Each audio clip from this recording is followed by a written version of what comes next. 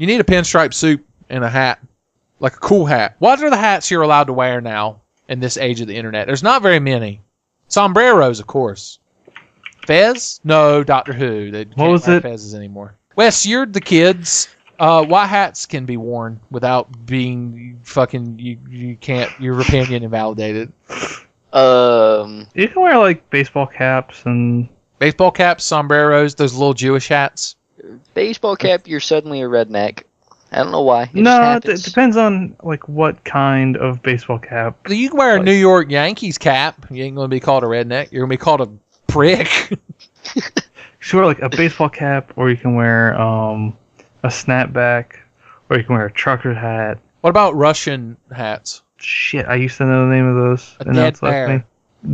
A bear skull. How about a beef-eater hat? Beef-eater hat? You know, the beef-eaters wear. You want to wear a deer stalker? You probably could. Well, no.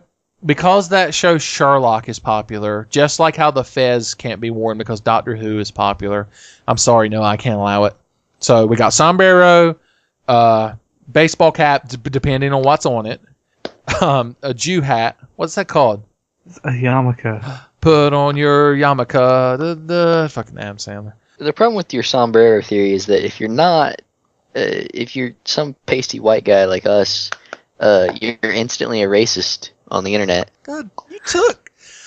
That was my everything's Trump about card. Political correctness and shit now. You can't do anything. All I had was the sombrero and a poncho. That was it. I can't leave my house now. I'm too ugly. I'm not saying don't wear it. I'm just saying you're apparently a racist. Oh. And a sexist. Why are there I don't know how that happened. Why is there no white hat for white people?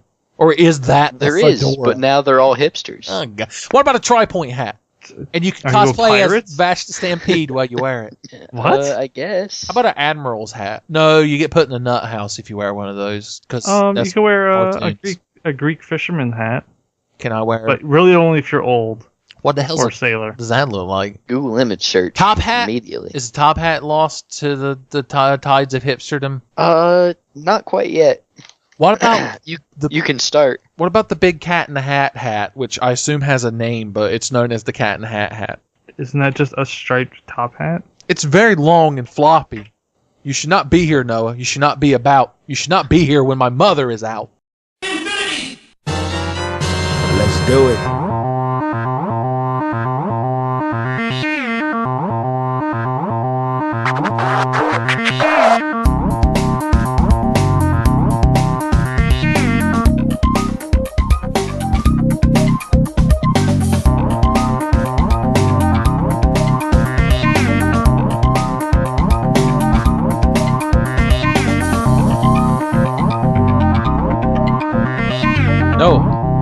Did you know that you were born from a dream? Was I? Did you know that I'm forever trapped on an island, Noah, until I wake you? Oh, I guess. Well, as long as you know. Okay, then. I'm glad you agree. Or you disagree. Do you agree? Are you a pirate? Yarhar dibble-dee-dee. You ever pirated anything, Noah? Here, lean in real close to my shirt before you tell. Speak your name and your social security number first. I'm getting Skype messages from my friend Ken, who I haven't seen with my eyes in like 12 years. He says he's been listening to the podcast. He says he added Axial on Twitter. Oh, yeah, he followed me. That's cool. Yeah, I guess. I mean, I did promote my Twitter handle on the podcast, so I guess that was to be expected eventually, maybe? See, you're so internet popular now. But I am. It's like a monkey's paw wish. You got a monkey's paw and you were like, I wish to be internet popular. And then you became internet popular with Ken. It would be funnier if y'all knew him. It probably. Ah, that bastard, that rapscallion, that son of a bitch. I told him to send a letter to the podcast so we'd have one. Oh. We should write our own letter with blackjack and hookers. Dear Tenfey Podcast, where am blackjack and hookers? Signed, Tenfey. How I mine for blackjack and hookers. It's true. We're recording now and shit-talking you. Or at least I am, because I know you. Asshole. There we go. So mean to your viewers. Ken has never watched nothing. He was born blind, deaf, and dumb. But goddamn, can he play pinball? Damn. Oh. I invited Hosier, but he gave me some bullshit about how he works a job for money. Like a punk bitch. Hey, that's something I'm going to have to start doing No. here soon. Just keep tricking Uncle Sam into giving you money. Ah, Ben, it's not enough. I imagine you're the guy in the question mark suit that runs around screaming about how the government can give you money. Is that guy dead? I haven't seen one of those commercials in a long Serious time, question. so it's very possible. Serious question time. Do you know what I'm talking about, Wes? No. Okay, when I was a wee lad and Noah was a twinkle in his dad's eye, there used to be these infomercials. Well, not infomercials. They were regular commercials. They must have come on Nickelodeon because it's the only reason I would have seen them. But it was this guy dressed like a discount Riddler. He had a black suit on with like different colored question marks all over it, and he looked like Orville Redenbacher. He had like gray hair and glasses, and he was trying to sell this book on like different ways you could get the government to give you money for like grants for opening businesses and shit like that. And like he was running around like the lawn of like the Capitol building and in front of the fucking Washington Monument screaming about how the government owes you money and doing cartwheels and shit. So I assume he's dead. Sounds like a safe bet. Just assume that he had a heart attack or something. Probably one person bought his book and he OD'd on cocaine from spending that money.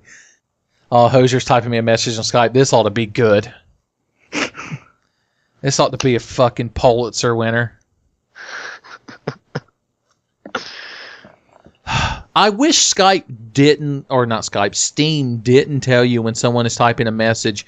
Because here's how a conversation with Hosier goes. I say, hey, Hosier, what's up? We're about to do a podcast. Do you want to be on it? And then 35 minutes of seeing Hosier is typing a message. So, I don't know if he's using a punch card 70s computer or what, but it takes him a while. And then it pops up, got work. He started to type in, he gets about a word in, and then he realizes that he's so busy, cooking and doing blackjack off of hookers' tits. I don't know, trying to work that in there. That he can't reply for 30 minutes. It's a valiant effort. You talking about playing card games on objects reminds me of my good friend Ken, who listens to the podcast, and he's my best friend. I'm going to edit out everything we said earlier, by the way.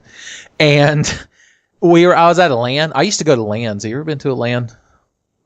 No. It stands for Local Area Network. Yes. Okay. I've never liked the locals, so. Oh. Because there's WANs, Here in India, LANs, PANs. Well, I used to have friends that lived around here before they all went off and got actual jobs and left.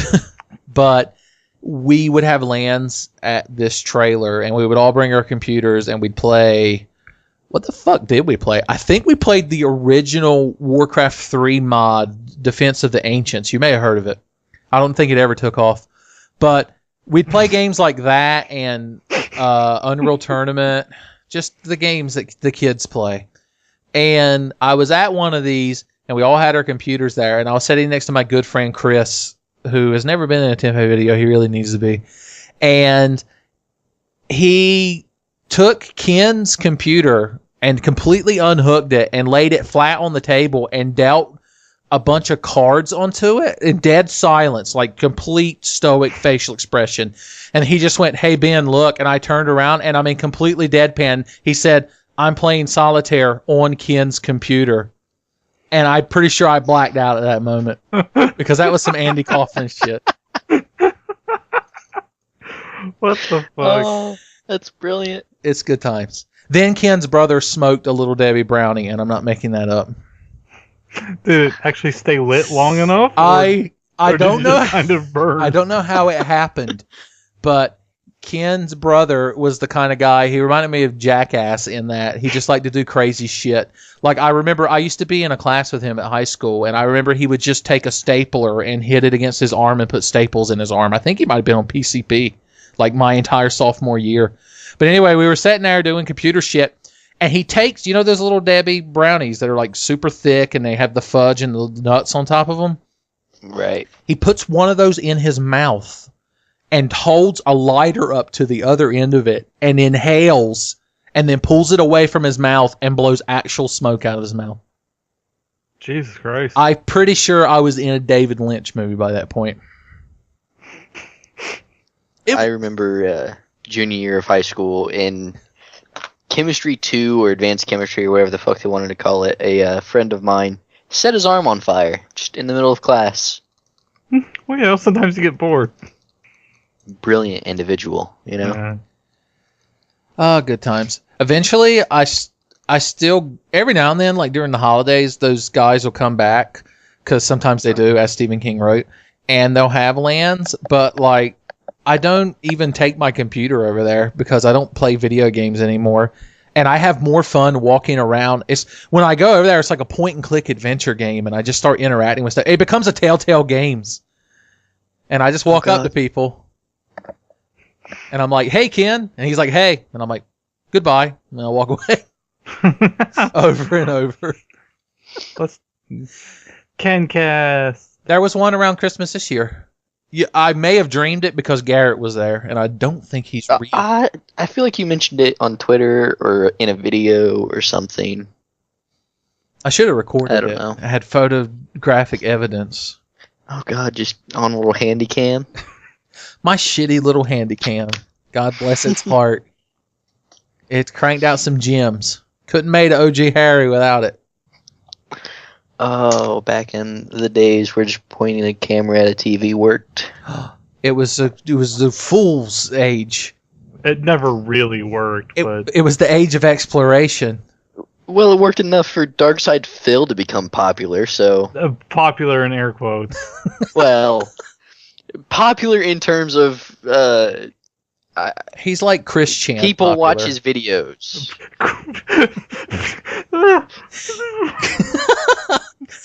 Christian Chandler. God bless your heart.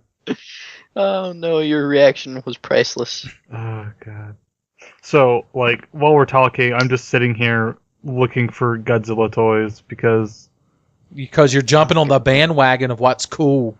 Well, I used to have like a couple dozen like Godzilla figures, and I'm trying to find the same ones because like it was when I was younger, and like a bunch of those action figures, because I used to have like a bunch of Godzilla figures. I used to have a bunch of the Aliens figures, like the one that Jim Sterling goes on and on about, like Aliens, and the Predator figures and stuff like that. I used to have a bunch of those when I was a kid, and like I got rid of them a couple years ago, like I don't know, 6 or 7 years ago now, probably.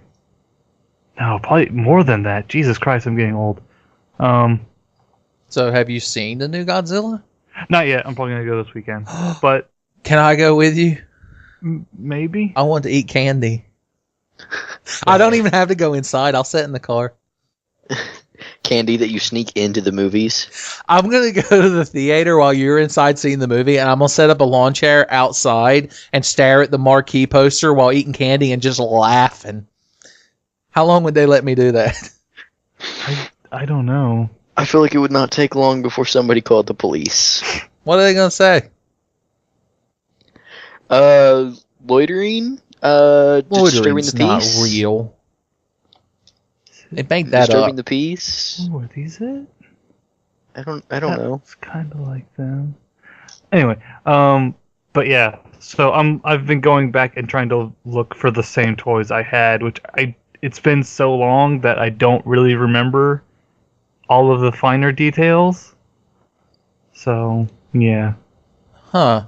Ken, I told Ken I was telling the story about his brother smoking a brownie, and he just gave me a link to a YouTube video of his brother putting on a shock collar and getting electrocuted by it. So here you go. I think it would have been better if it was him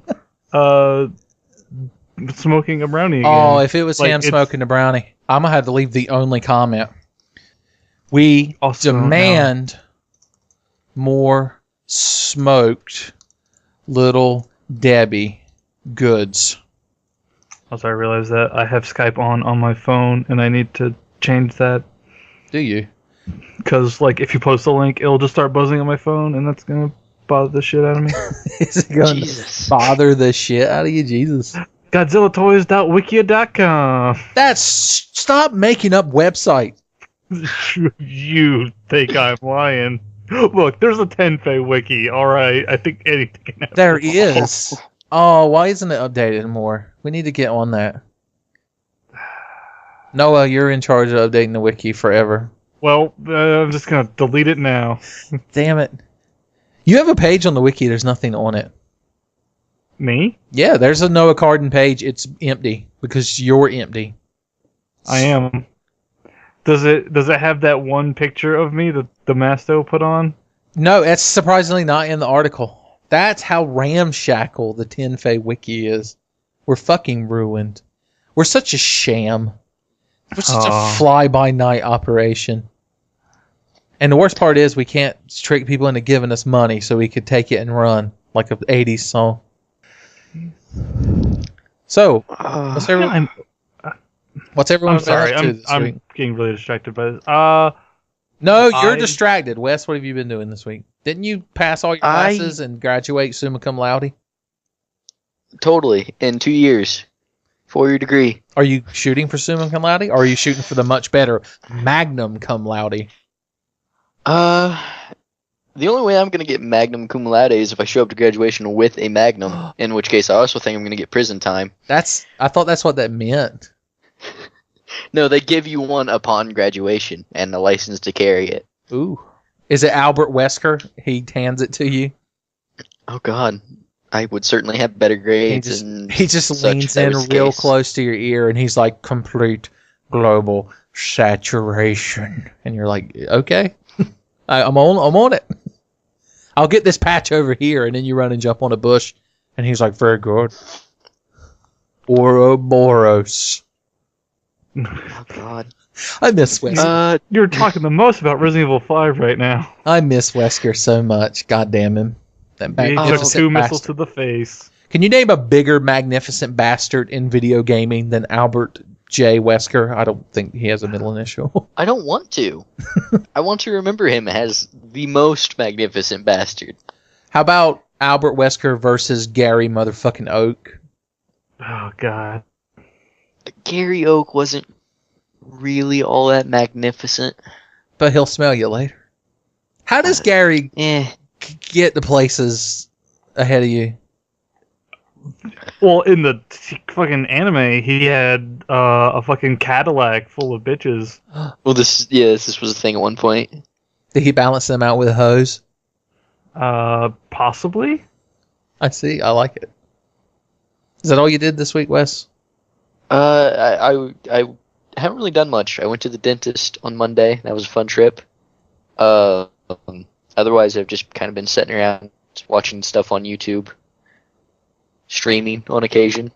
And by on occasion, I mean I streamed a week ago, and I haven't streamed since. I remember that stream because I left the room for like 3 hours. Dustin was there. Oh, I In the know. chat. I left in protest because you wouldn't name that bird Pokemon Fat Pigeon. That was the one like 2 or 3 weeks ago, Ben. Oh, well, My God. I remember that too. Way to go. I'm fairly... Because this was the first stream on my Twitch channel. Did you My actual play Twitch channel. Pokemon on Twitch? You took it back. I took it back. You're the Rosa from that Parks common man. of streaming Pokemon. Oh, God. I ain't gonna move to the back of the bus. Or the front of the bus. Middle of the bus for life. Tell us about something that happened to you this week, Wes. Something that speaks on the human condition. Okay. I get paid to go to school. I've made no bones about revealing that information. In a year, I get about $5,000. 2 semesters, 2 checks, about $2,500 a piece. Decent money for a kid that doesn't have a job and just goes to school and gets decent grades and kind of sleeps through college. I went to the dentist on Monday. It is. I went to the dentist on Monday and found out that I need so much dental work that it's going to cost me total $2,846 with a discount plan. Jesus Christ. Yeah, $4,000 without it. Luckily, the discount plan is $50 a year.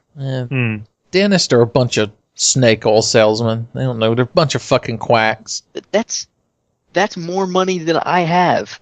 Demand proof. So Say, that I have good these sir. conditions. Yeah, they're like, oh, here's your problem right here. I just imagine the dentist. He's rubbing his greasy hands on a cloth that he sticks in his back pocket, and he's got his blue coveralls on, and he's like, well, here's your problem right here. See, your black teeth there's all shot all to hell. I'm gonna have to order a special part for that. Yeah, and I tell you, you ain't gonna pass the inspection with these here canines in the front. They's too pointy. You're going to get sued by that woman what writes Twilight. I tell you what, we're going to sand them down. Then we're going to scrape off the enamel. And we're going to put a little undercoating. Mm-hmm. This is especially odd considering this office it seems to be employing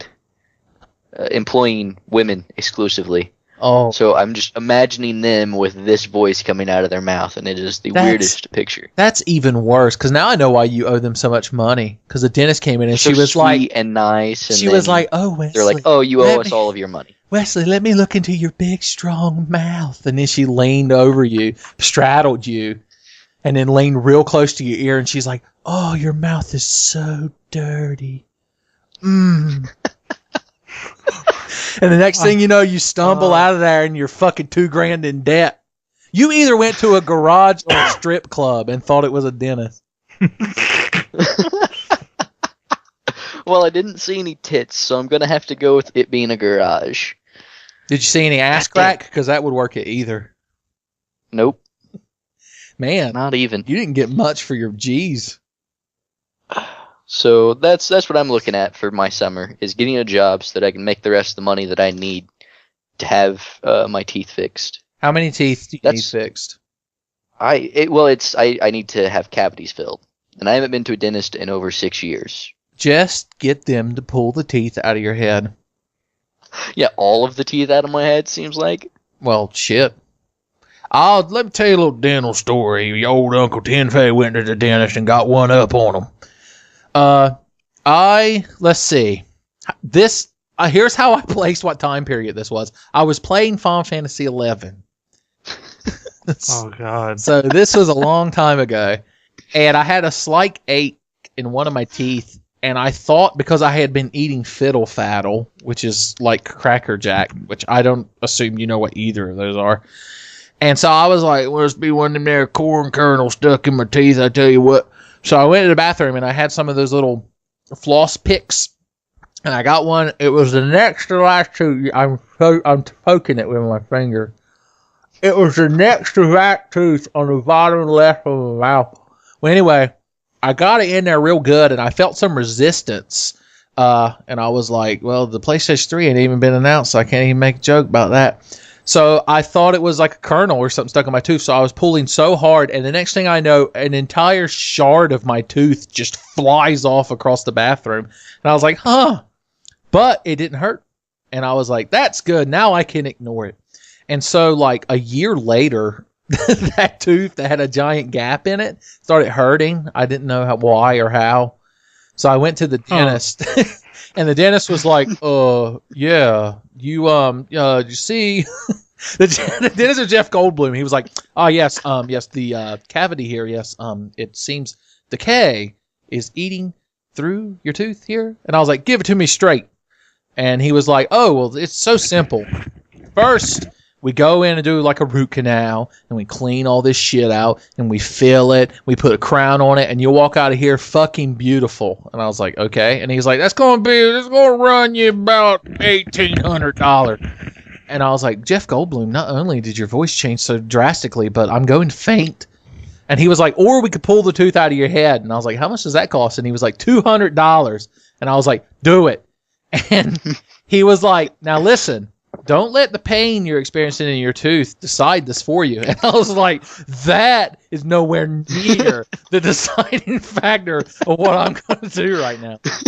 And needless to say, I have a big gap in my tooth, and now I can slide my tongue over it and make this noise. You can hear me make that noise in Tenfey videos sometimes. A little fun fact. I have heard that before. I think you've mentioned having that gap, but you never told the story behind it. Also, funny story, the dentist was actually a short little, like, 50-year-old woman. And you should have seen her pulling that tooth out of my head. I was like a fucking WWE match. She had me in a literal headlock and was pulling on it. It took her like 10 minutes of just straining. I thought she was going to fucking blow out a fucking vein in her forehead. But she ripped that son of a bitch out of my head. Fun fact. Yeah, it would cost me less to get, I think, 8 fillings than it would to get 1 root canal. Ooh. Just get fake teeth. Bionic teeth. Had them all ripped out and replaced with metal vibrating teeth. It's turned to Jaws from James Bond. Just just swirl an Novocaine and Orgeat in your mouth every day, and then they'll just be numb. Have you ever met one of these freaky people who are like X-Men style mutants that can just pick up something cold like a popsicle and just bite straight into it? Oh, I can't do that shit. My front teeth are too sensitive. I kind of can sometimes. It depends on exactly how cold it is. Yeah. Like, I could go grab a popsicle out of the freezer right now. I threw some in earlier today because I wanted a popsicle and I was almost out. And I just grabbed one, cut it open, and started eating it. Well, I can see why you need chewing on it. 15 teeth repaired now. 15. That's actually, oddly enough, the exact amount of cavities I have. Well, I didn't want to brag, but I am an intern at your local dentistry / mechanic / cat house. Whichever one it happens to be on that day. Yeah, it rotates. It's also a TGIF Fridays, which is redundant. I just realized. Does that mean that tomorrow it'll be a dentist again? Because it was on Monday? Well, you have to be careful because on some days of the week it becomes Baba Yaga's hut. Oh, God. Walks around on chicken legs. It does. Hut of Brown. Maybe I can go there to get my teeth fixed. I'm telling you, if you went to, like, Mexico, it'd be so cheap. They'd fix your teeth for the privilege of shaking an American's hand. I can't tell if that's racist or not. I'd wake up missing a kidney. Yeah, well, part of my liver. Your teeth would be fucking immaculate, though. Oh, but my teeth are clean. Now, that's nice. For now. I just have to have about 1 million holes in my goddamn teeth filled in. That's part of life. Kids who are listening to this podcast, go to the fucking dentist. Yeah. You don't want to skip it for 6 years and wind up like my ass. Yeah, no. I had, when my magical tooth adventure took place, it had been, probably 7 or 8 years. It's been 6 or 7 years since I went to the dentist. The worst part of going to the dentist wasn't even finding out that I will eventually have to have my wisdom teeth removed, that I have so many cavities that need to be filled. The worst part is how they x-rayed 4 cavities in my mouth. They take this metal thing that you have to fit in your mouth, and as a straight man, I've never sucked a dick, but I feel like I know why I wouldn't like it anymore. It's the most torture device thing they had me go through that day. Mm-hmm. Then they aim that thing that fucking created Dr. Manhattan at you, and they run out of the room screaming. They jump out a window, a 3rd-story window. That fucking thing, the X-ray thing, it produces the most stereotypical sci-fi X-ray noise. It makes a weird whir. It's a theremin. Yeah. But at least everybody that worked there was nice. Yeah. Did it give you a toothbrush and a sugar-free lollipop and a sticker and a hug? No. I don't think I've ever gotten a sugar-free lollipop from a... Because he can't make... A lollipop's made of sugar. A sugar-free lollipop is dust in a bag with a stick shoved in it. I don't feel like I've ever gotten anything for going to the dentist, but the dentist I went to, years and years ago was a dick. Which is why I'm kind of glad that this place is exclusively employing women. They're all at least nice while they fuck me in the ass financially. Nice and rotund. Stop objectifying dentists. God, Wes. Get Anita in here. Fucking when I finally get my $120,000 to make my tropes versus dentist videos, I'll fucking put you in your place, cis scum. Has she put out another video yet? No, she's in Jamaica somewhere. I always check every time like her name comes up. It's like, when's that next video going to come out where she's wrong or making a point poorly? I don't think anyone but us talks about her anymore. I don't think so. It's been 6 months since her last Tropes vs. Women in Video Games video, and 1 month since the Game Developers Choice Awards video where she appeared and apparently received an Ambassador Award. Who the fuck would give Anita Sarkeesian an award? Honestly. An ambassador to what? I don't know. Maybe they sent her away to Istanbul. Oh god, that'd be brilliant. Please. So Noah, are you with us now? Can you tell us what you did this week? I had my birthday. Did you turn 16? No, I turned 26. I was only off by a decade. Yeah. Asshole. And that was like the big thing. I've been playing some video games. And Who is slowly approaching Niagara Falls? it's probably me again. Stop testing whether cars are aerodynamic or not in a wind tunnel and just answer the fucking story. Either that or stop trying to tame all those fucking boa constrictors. Noah, you need to put your head in a paper bag with the microphone, and that's how you Skypecast. Maybe Renji can join you. Yeah, he's outside. Oh, God. Why were we even doing this? Why do I live in a world where you don't have Renji within arm's reach? Oh, man. The other day, I walked outside and the neighbor's cat was asleep on my Jeep again. Oh, was he about to be yours? He was, but then I ran at him all fucking crazy, and he got scared of me for some reason. I walk whenever he's on the car. I walk out and I'm like the fake Jessica Rabbit from Who Framed Roger Rabbit. I'm like, God. Cat! And I just start running at him. Oh, I haven't watched that movie in too long. Me and Noah watched it the other day because we're friends, and then he left before the ending, and I was too scared to watch it alone. Just like this. That was the most limp, terrible, deflated Judge Doom I've ever heard. Well, it is almost 10 o'clock, so. Did you know there's other books in that series and that he has like a backstory? Mm-hmm. That's crazy. That's crazy. You gotta get all the lore, Ben. I know. I had Even no though idea. the books are like barely like the movie. Roger like dies in the book. Mm-hmm. And like his doppelganger has like 24 hours to solve the mystery with Eddie. It's crazy. Yeah. It's crazy.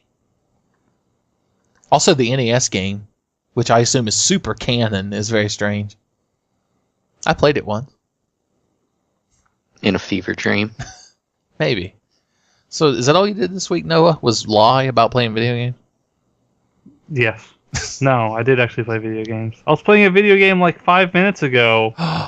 Oh, yeah. Tell us about it. But without saying the name of it, see if people can guess what game it was. I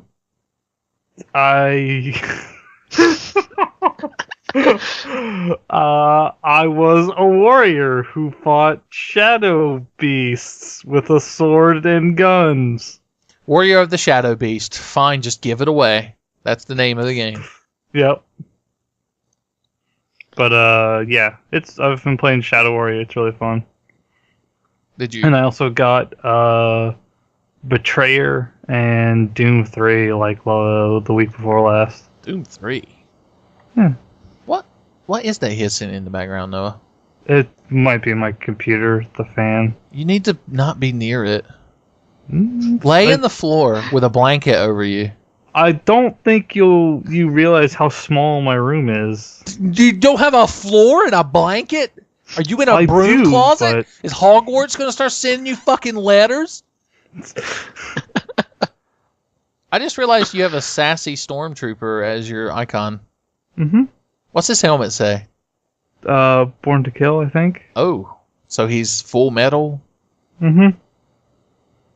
Full metal? What if one of the stormtroopers was a state alchemist? That'd be really weird. In one of them Jedi Academy games, the one that has like the multiplayer lightsaber fights, I remember one of the characters is a generic stormtrooper who has a name that's like letters and numbers, who's like force sensitive and has a lightsaber. I thought he was super cool. There's TK421 who was in episode 4. He's also my favorite move that Ness performs in Earthbound. Not PK. The fact that you got unnecessarily upset at that is just one of the fucking life's victories for me. It's so good. God. I don't think Ness is yet to be announced for Smash. I don't think there's been announcements for Smash recently, though. No, it doesn't mean anything. They have really to make recent. more characters. Who would be the worst Nintendo character to announce for Smash? The one that would just make you lay in the floor and sob. The Urban Champion. Wait, let me see who's been announced already, so I can be properly upset. At this point, any more Pokemon characters? How about I'm just gonna cry. How about the mobster Target from Hogan's Alley? I'm not even sure what you just said there, so... Trying to be as obscure as possible. Hogan's Alley is so mainstream, you have no idea. Apparently I don't. Yeah, any more Pokemon, I just, like... Any Pokemon? So if they put Heracross in the game, you'd be upset. Kind of, because then we have, like, what, 1, 2, 3... 4... At least 4, and then one more, so 5 fucking Pokemon in the game. Pokemon are the only characters and we wouldn't have like, and we don't have fucking like Wonder Red or any of the Wonderful 101 characters. Get any of them. That's not even a Nintendo game. It is a Nintendo game. It's owned by Nintendo. They don't know that. No one told Sakurai. At this point, if they want to put more Pokemon in the game, they should just make a spin-off that is a Pokemon fighting game that plays exactly like Smash. I believe you mean a Pokemon game where Pokemon fight against each other in turn-based combat? Well, not a turn-based RPG, though. Like, just a Isn't Smash isn't that fighter. what Pokemon Rumble's for? It's like that plus Diablo or some weird shit. I never even looked at Pokemon Rumble. Unless it was with disgust. I don't know why, but, you know. What is Pokemon Rangers? That's like Monster Hunter, but with Pokemon. The kids in Japan must love that shit. Well, there's only one game, so not really. Oh, so they hate it because there's only one game? You don't. You're not a Japanese kid. You don't know. You don't ride the bullet train. You don't eat bento or read manga. Nah. It's kind of lame. When was the last time you read manga? Shit, I don't know. I can tell you the last manga I read because I still have a link to it because it was on an online archive. It's called Oyasumi Poon Poon. I'm not sure I like where this is going. No, it's about a little kid. I'm sure it is. It's really odd. It's the story of this kid like growing up, and like it actually goes into his Wait, is that the one with the little bird kid? He and his family are represented as this little bird thing. Like ghost bird. It's really odd. I read so much of it. It's super depressing. A piece of my brain shot out. And whenever he sees God, it's just this picture of this very creepy Japanese man that's super realistic. I think that's the artist. I would assume it was the creator / artist. I read like 90 goddamn chapters of that one day, and then I just laid on my floor, and I was like, why? Why? And then I was like, oh yeah, because calls, and then I got up. I think Vinland Saga was the last manga I read. Is that good? It's alright. It's a sort of a action drama about Vikings. Did it get shut down by Candy Crush? No.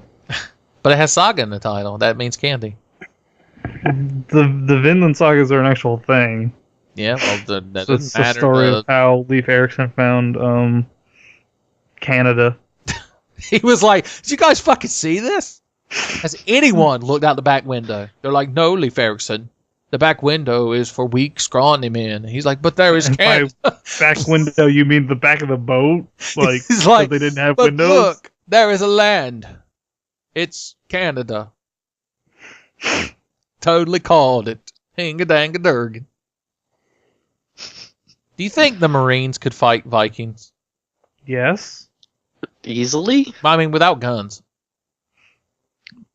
Do you think? Well, if the Vikings still had like their axes and swords, that'd probably be a little bit difficult. But do you think if everyone was unarmed, that the Marines would be better suited for standard melee? probably. But I'm not sure if the Vikings. I know they had like metal helms, but I don't know if they actually had like. Everyone's metal naked. plating. Okay. No armor. Then yes.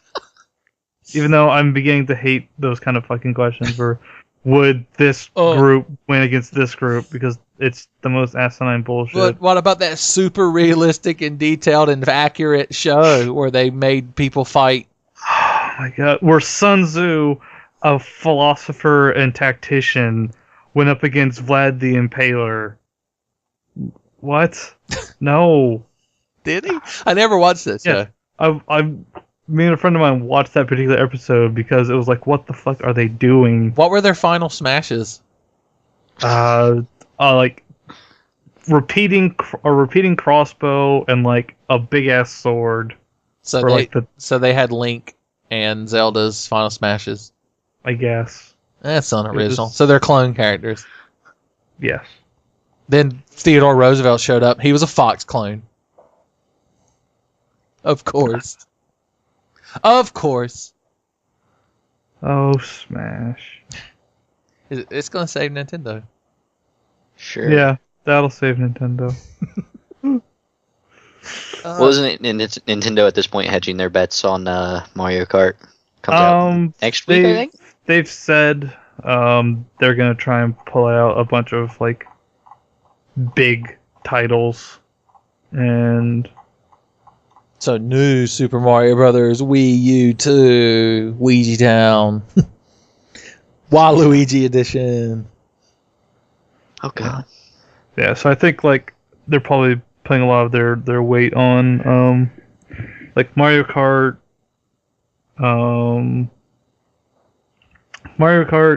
Smash Brothers, Hyrule Warriors working title. Right. At least that until they actually get a true Zelda on there. But I don't see them putting a whole lot of support on the Wii U. How many Wii U's do you think they would sell if they made a guaranteed promise that every person who bought one got one day where Reggie Fils-Aimé came over and played games with you?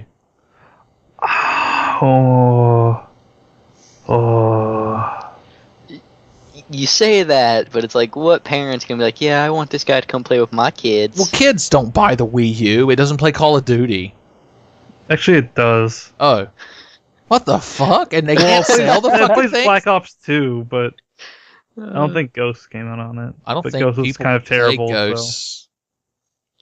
I don't play any Call of Duty, so yeah, I'm safe. The Bubble. The best Call of Duty ever has just been the zombie mode in Black Ops 1. It was very fun. I was so good at it. Oh, you should have seen it, Wes. I'd be playing with this pack of chuckle fucks. I'm pointing at Noah. So 3 Noah Cardins. And we'd be in that room and it'd be like, the zombies are coming. And I'd be like, ain't nothing but a thing, baby. And I'd be running down the aisles like the guy from Wanted, just fucking screaming in slow motion and killing everything. And they'd be over there going, oh, we got to rebuild this window.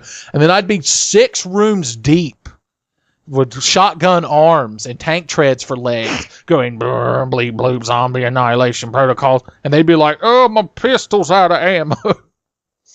And then the dogs would spawn and it was all over. Damn dogs. I would love to. Speaking of which, Go ahead.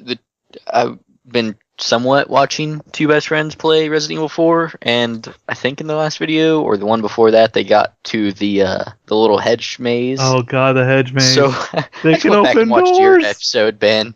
I was like, fuck this, I'm gonna go watch Ben's episode. Which one was it? 7, 8, something like that? Fuck it, let's find it. Yeah, I have no idea. Probably one of my favorite moments of all time on the internet. Just My favorite thing about that episode was this was back when I used to live at the old apartment, but I still had my current roommate. And I thought I was the only one in the house. And even though my bedroom door was shut, I did that segment. And then when I walked out in the living room, the only person there was my roommate's girlfriend. And she was like, what the fuck was happening in there? And I was like, the dogs, they can open doors. Don't listen how to work gates. Don't listen to Salazar's lies. Resident Evil 4 is a great game. It's an incredibly good game. It ain't a bad game. That's for damn sure. I used to play that game so much back in my youth when I was a sprightly lad. I should play it right Those were the now. days. I should just, my whole channel should just been Resident Evil 4 all the time. Non-stop. Make Noah play New Game Plus on your file. Oh, Noah, if you came over here and played Resident Evil 4, I'd be giddy and lightheaded because I would scream at you like Gunny from Mail Call non-stop. Would you? Every gun you'd use would be the worst gun. I hope you like Red Nines and Broken Butterflies. You hipster son of a bitch. The Goodwill guns. Nope, TMP only, the best gun in the game. Pat's so against the TMP, I should upload a TMP playthrough. Sure. Jesus. And then harass him with links to it. I sent him a question on Tumblr. I asked him if he would buy another Vita if they came out with one that was transparent and purple, but I think he ignored it. He probably gets quite a few questions about how many Vitas he would buy if, this happened. Speaking of the best friends, I could talk about my week. I put something on the internet, and it's the most popular thing I've ever made and ever will make. And it was a stupid fucking comic that I pasted Wooly and Pat's heads on. And also, That was pretty good. and also some super bad off old looking guy that was walking dogs. That guy looks so bad off with those two black fluffy dogs. Oh, good times. But yeah, the moment I saw that little preview, I thought of that old Johnny Wander comic. And I was like, Pat should ride that dog around Canada and be the king. God save the king. The Dog King.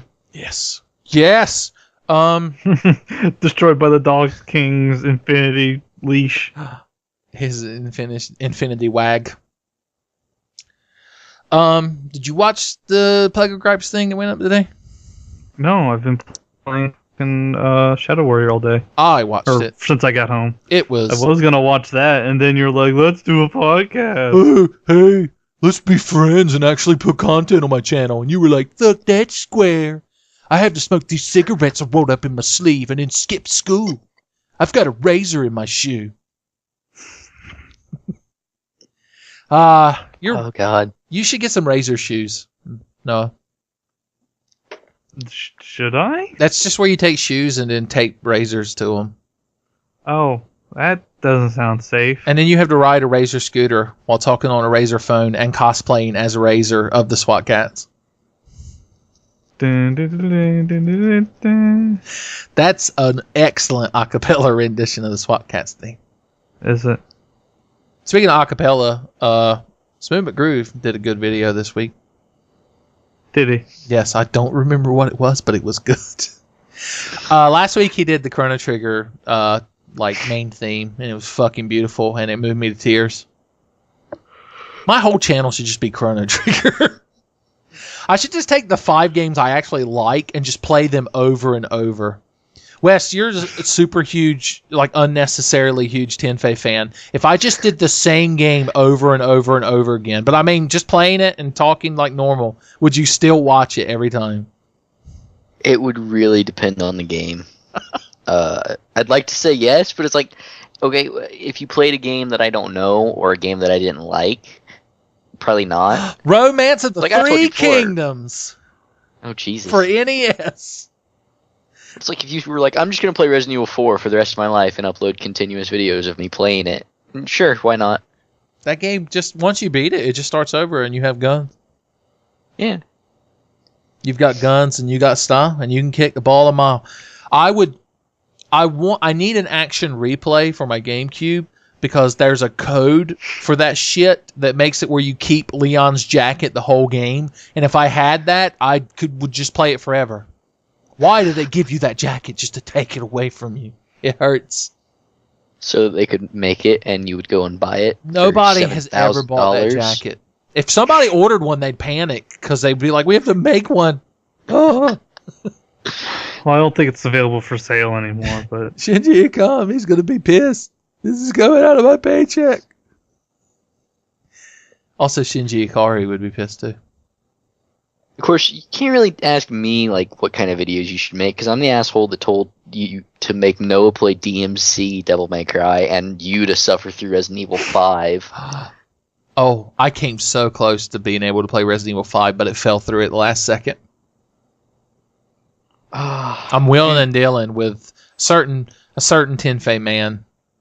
I've been trying so hard to get him to play that game with me, but I actually played it last week a little bit with a friend of mine that was over at the house. We just popped it in the PS3 and played it. the PS3 Yes. games. Oh, Yes. I thought you said you played Resident Evil 5. I didn't realize you watched Talladega Nights.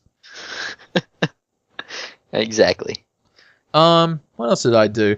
I watched 2 movies I've never seen before that are old. Noah knows one of them. yep. I probably don't know either of them.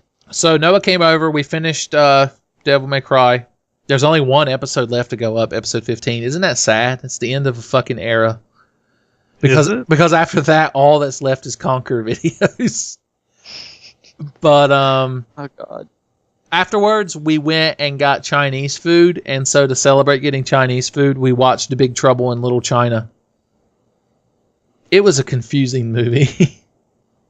I don't know if I can adequately explain what happens in it. It's an awesome movie. It's an allegory. No, it was entertaining as shit. There was all kinds of crazy Mortal Kombat shit going on. It's fucking nuts. But I just don't quite understand the themes of the movie. Shake the Pillars of Heaven.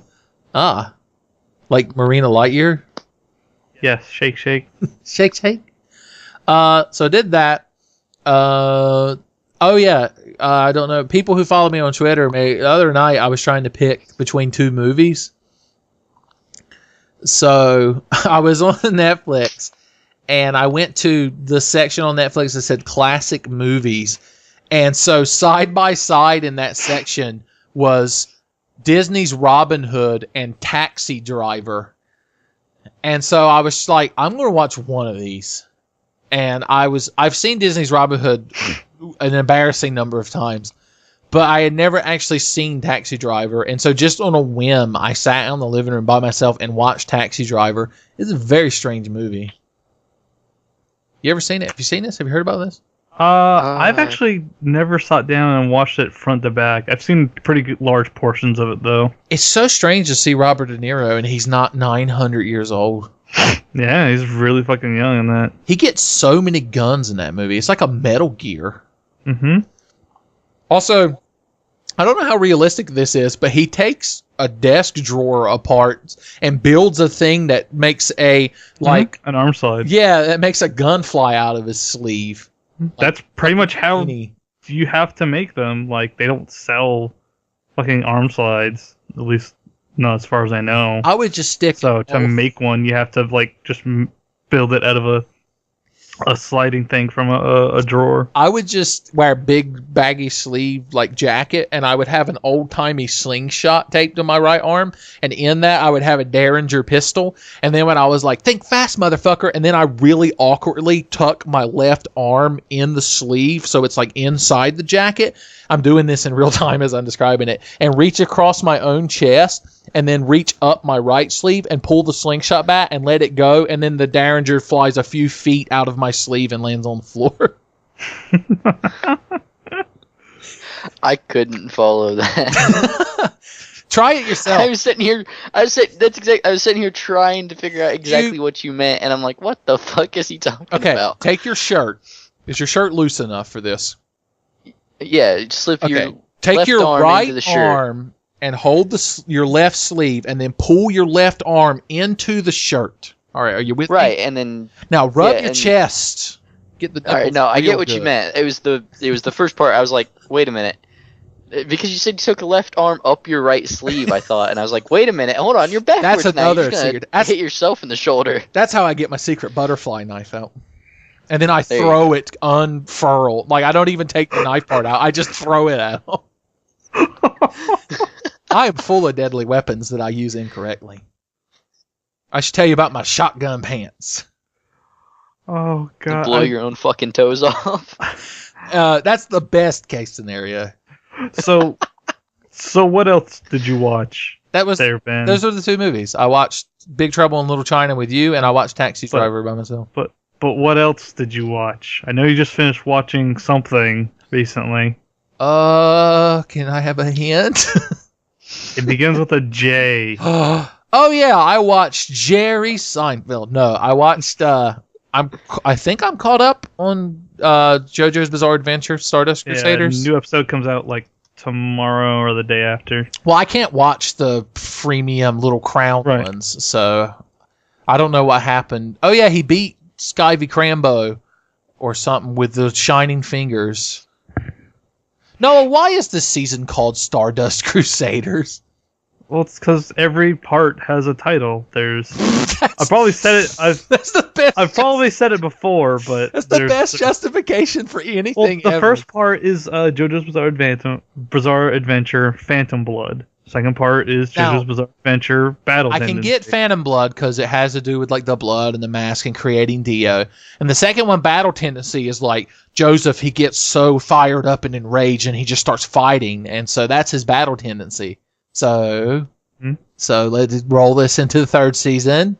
So Stardust Crusaders, they're going to Egypt, which is in the Middle East, which would be a crusade. Okay, that's not the part of that title that I'm confused on. Stardust? Yeah. Star Platinum? So, okay, what does that have to do with Dust?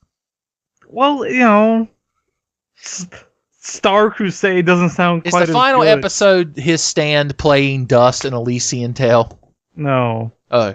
But I just found this thing on Hobby Search that is a paperweight for JoJo's Bizarre Adventure. And it's cars.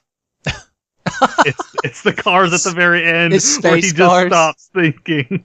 Oh, God. He is fucking ass under it. Yeah, tell everybody about JoJo's. What would you like to know? We'll start from the beginning. Oh, well, if I'm going to explain JoJo's Bizarre Adventure, I can only explain it to the mysterious alien that comes down and demands explanations from things. Okay, well, a mysterious alien comes down from space. Okay. And he's like, I passed this frozen dude. Do you know anything about that? You have to do the voice like I did when I asked Hosier about Kenshin. I don't fucking remember the voice. It's these are fever dreams that I imagine. Okay, I'll do it even though I'm the one giving the explanation and I feel like I'm cheating. I'll be the alien. Oh no, look, in the night sky a strange light descending upon Earth. And from inside this mighty vessel comes an alien, and he has one question. Explain to me these JoJo Bizarre Adventures, human. I'm twitching my arms around as I say that. Play dumb jut, human. Oh, God. Every race in Star Trek says human wrong. JoJo's Bizarre Adventure. Do you want just the new season? No, start from part 1. Holy shit. Okay. I have to bring up Crunchyroll so I know where I am and whether or not I'm dreaming of this. Phantom Blood. Okay, Phantom Blood. So, like, 80 years ago from, like, 1893. So, like, in the 70s, there was a guy, and he was riding in a carriage, and he had his wife with him, and he had a mask in a box. It's not important right now. It's foreshadowing. But he like drove off of a cliff by accident, and then this like grave robbing scumbag guy showed up, and he was like, I'm gonna steal from this rich man's body. That's my impression of Dio's father. Well, I don't remember his name. His name was Dio Senior. And when he goes to rob the rich guy comes to, and he's like thinks that the grave robber was this noble person passing by who stopped to save him. And so he gave him his like wife's ring and like a letter, and he was like, go forth and be good people. And the grave robber was like, what the fuck ever. So cut to like 12 years later. Oh, the guy's wife died in the carriage crash, but she saved their son, whose name is Jonathan Joestar. That's his name, right? What does the dad have a name? He's Big Daddy Joestar. Anyway, I think it's like David or something. 12 years later, the grave robber guy who has a son of his own, but he's a scumbag and a drunkard and like abuses his son. He's on his deathbed, and he's like, Dio, my son, come up to me. And Dio, who's a punk bitch, walks up to him, and he's like, what? And he's like, here, take this letter. I saved some guy's life, but secretly I was trying to rob him. Who gives a shit? And he said if I ever needed anything, that he would help me. So go to him, and he's rich, and he'll raise you, and you'll be a scholarly gentleman. And Dio's like, I'm going to grow up being an asshole. And then his dad dies. So Dio rolls up to the Joestar mansion, and he's like big pimping, and he gets out, and Jonathan Joestar, such classy, even a 12-year-old boy, he was like, I do shame, we're going to be brothers and be so good friends. And the very first, Dio doesn't even speak a word to him. The very first thing he does is kick the shit out of Jonathan's dog because he's an asshole. And then, of course, the Big Daddy Joestar comes up, and he's like, what's all this shit? All this roughhousing, boys will be boys. And so cue them growing up together, and Dio being an asshole, and Jonathan being a like gentleman, but Dio never getting any shit for it because he's a scumbag and he like is deceptive. And then eventually they're like doing research. There's this stone mask, and it's creepy. And whenever like you get blood on it, spikes come out the back of it, and they're like, oh, that's cool as shit. It's like 1890. This is like fucking inventing a car. This is some crazy shit. So anyway, Dio is finally like, oh, even though I could just be a normal person in this rich household, I'm going to become maximum scumbag, because he has 5 levels of hypermeter. And so he starts poisoning Big Daddy Joestar, and he's going to get him killed. And I don't know how he was going to get Jonathan killed. I assume just shoot him in the dick. And then he would become the sole inheritor of this vast fortune. It was me, Dio! And so Jonathan like finds out about it, and he's like, I'm going to prove you're doing this, because this is the 18 whatevers. There's no like actual forensics. So he goes to Chinatown, and while he's searching for like the apothecary that's making this poison so he can get the antidote, he gets attacked by a guy with a hat with knives in it, and the guy attacks him. But Jonathan is such a classy gentleman, he like doesn't even begrudge him for it, and he's like, I can't like defeat you. You have a family to get back to. And so the guy is so inspired to Street Thug that he like becomes his best friend. And the Street Thug's name is how is it? I know his last name is Speedwagon, but what is his full name? Robert Edward O. Speedwagon. I like that the O is just an O. So anyway, I don't know if the O actually stands for anything. I don't remember. So anyway. Cut to and during all this, Dio is wandering the streets being an asshole, and he comes across 2 random like degenerates in the street, and so he puts the mask on one of them and puts blood on it as a test, and it like the spikes go into the guy's head, and when the mask comes off of him, he's a vampire, and he starts beating the shit out of Dio and almost kills him until the sun happens to come up and kills him. And Dio's like, this mask makes vampires shit, that'd be whack, yo. He's like, I can't wait to get home and finish poisoning Big Daddy Joestar. So he's running home. When he gets there, Jonathan's waiting for him, and he's like, Dio, your treachery ends now. And he's like, you'll never prove I did nothing. And he's like, oh yeah? And like he shows that he has the like apothecary guy there, and he's like, his punk bitch tattled on you. And Dio was like, so what? I tried to poison Big Daddy Joestar. You're an asshole. And then throw back the curtain, and Big Daddy Joestar and a bunch of police are standing there. And they're like, we got you, Dio. Got you dead to fucking rights, like Matlock. And Dio's like, oh, you fools, you'll never... He pulls like a knife and goes to stab Jonathan, and Big Daddy Joestar jumps in the way at the last second and gets like fatally stabbed. And so the police just fucking unload on Dio and like just blow the shit out of him with guns, and he flies out of a window, but he's holding that stone mask, and everyone's like, he's dead forever, let's not look out the window. And so they're attending to Big Daddy Joestar, who's died, and he's like, Jonathan, my one wish is that you grow up and beat the shit out of Dio. That's in my dreams. That's what he said to him. Well, anyway, one of the police are Speedwagon, or probably Speedwagon, because he's exposition. He looks out the window. Dio's body ain't there. I'm shaking my table, and the monitor's rattling. And it's Robert Edward Orville Speedwagon. That's the best name ever. Well, anyway, God, I'm getting wore out. Okay, this is longer than the actual series, by the way, my explanation, because the first series is 9 episodes. So then, Q Dio busting in there, and he's crazy fucking immortal vampire, and the police are like, bullets are the mankind's only weapon, and you can't shoot a vampire. He just starts fucking obliterating them.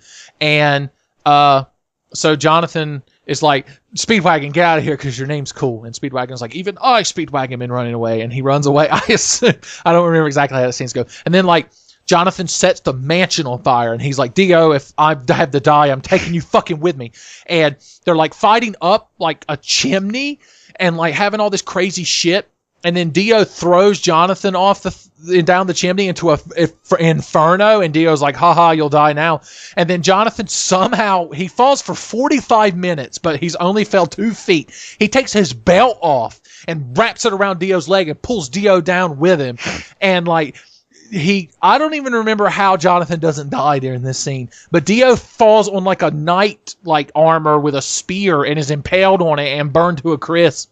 And Jonathan, how did Jonathan survive? I don't remember. I think, doesn't he grab onto like a tree limb or something? He's in a chimney. Okay, the power of love saves him. Oh no, it's the statue. He like jumps off of the statue. Okay. He uses his ripple. He doesn't have that yet. Well, anyway, or does he secretly have it and I didn't notice? Anyway, so that's over with. Jonathan's like, oh, it's tragic. My dad died and my brother was an asshole, even though I knew that. And he's like, I have to get on with my life. And like his arm was broke and he's in a sleeve and he's with some woman who, spoilers, he marries later, but nobody remembers her name, even though she's a character in the second series. And then he's walking down the road with her, like getting his ye old pimp swagger on, and he's like, forsooth, madam, and she's like, oh. And then they see this guy eating a sandwich and pouring salt on it with a salt shaker. That's some high grade shit. And he's got a hat on, and he's got a mustache, and he's like, oh. Then he's like, oh, Jonathan Joestar, I'm going to unlock your true power. And he flies through the air and fucking pokes Jonathan in the fucking sternum with his pinky super hard. And Jonathan's like, oh, and it like all of a sudden his arm heals. And he's like, yo, I can do all kinds of crazy shit. And he runs down to a river and there's a big fat frog on a rock. He's like, check this shit out. It's crazy as shit. And he punches the fuck out of that frog and his energy goes through the frog and splits the rock. And the frog is just like, the fuck's happening? And hops away. And Jonathan's like, this is crazy. And he's like, my name's Zeppelini.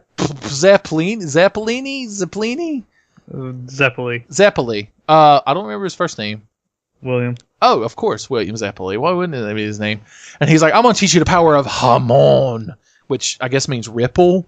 Mm-hmm. It's apparently some kind of breathing technique you can do, and it like unlocks your fucking Dragon Ball Chi. And so he's like, Dio's still alive. Turns out falling on a spear and being burned to death still can't kill a vampire because they're OP shit. Got to nerf that shit. He's like, we're going to go to the forums and get a blue response from Blizzard. But first, I'm going to train you. And he trains him in like 3 days. And they're like, we're going out on adventure. And so they're walking, and just imagine like Dragon Quest, like RPG. They're like walking on the world, and it's like, do, do, do. And then they're like, oh no, we know where Dio. I don't know how they know where Dio is, but they do. They have their Dio radar. And so they go to this village. And then, like, it becomes night, and Dio comes out, and he's like, I'm a vampire. And Jonathan's like, I know. I'm going to punch you with Hama, and you're going to blow up. And then there's zombies, and there's these 2 named zombies that get, like, whole episodes that nobody gives a shit about them. And finally, they're like, oh, the power of Haman can fight vampires because it's like sunlight. And if you punch a vampire, you can infuse him with it, and he'll fucking explode. So they both jump up in the air and punch the shit or kick the shit out of Dio. And Dio... Here's what he does, Wes. How do you think Dio, the vampire, combats the Haman from entering his body? Just any wild guess. It won't be as weird and stupid as what he does. he fucking feeds on the blood of a tiger mixed with the hair of a unicorn. That would have been awesome. What Dio does is he says, because I'm a vampire, I have learned how to control all the moisture in my body, and I can make it super spontaneously evaporate, which makes me so cold that it freezes you. And so where they punched and kicked him, their hand and leg respectively immediately become flash frozen. So they literally cannot punch him to kill him because he can become cold. Of course. Of How did course. I not think of that sooner? Okay, so Dio leaves, and he's like, I won't kill you here because I'm the main bad guy. I'll leave these super zombies to do it. And the super zombies, it's like this guy in armor, and Jonathan kills him, and he redeems. Who gives a shit? There's this other guy. He's like, we're going to fight up in my special chamber. So Wait, the first guy he beats gives him a sword. Oh, that's right. Jonathan gets a sword. And what's the sword called? I don't. It has some sort of 80s rock name, I assume. I don't remember. It was called Luck. And then when Jonathan beats him, he writes a P in front of the L in blood, so it becomes Pluck.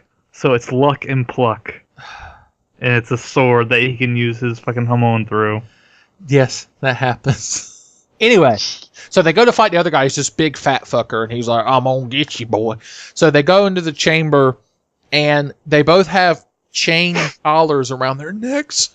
They're really tight. I'm choking myself to simulate it.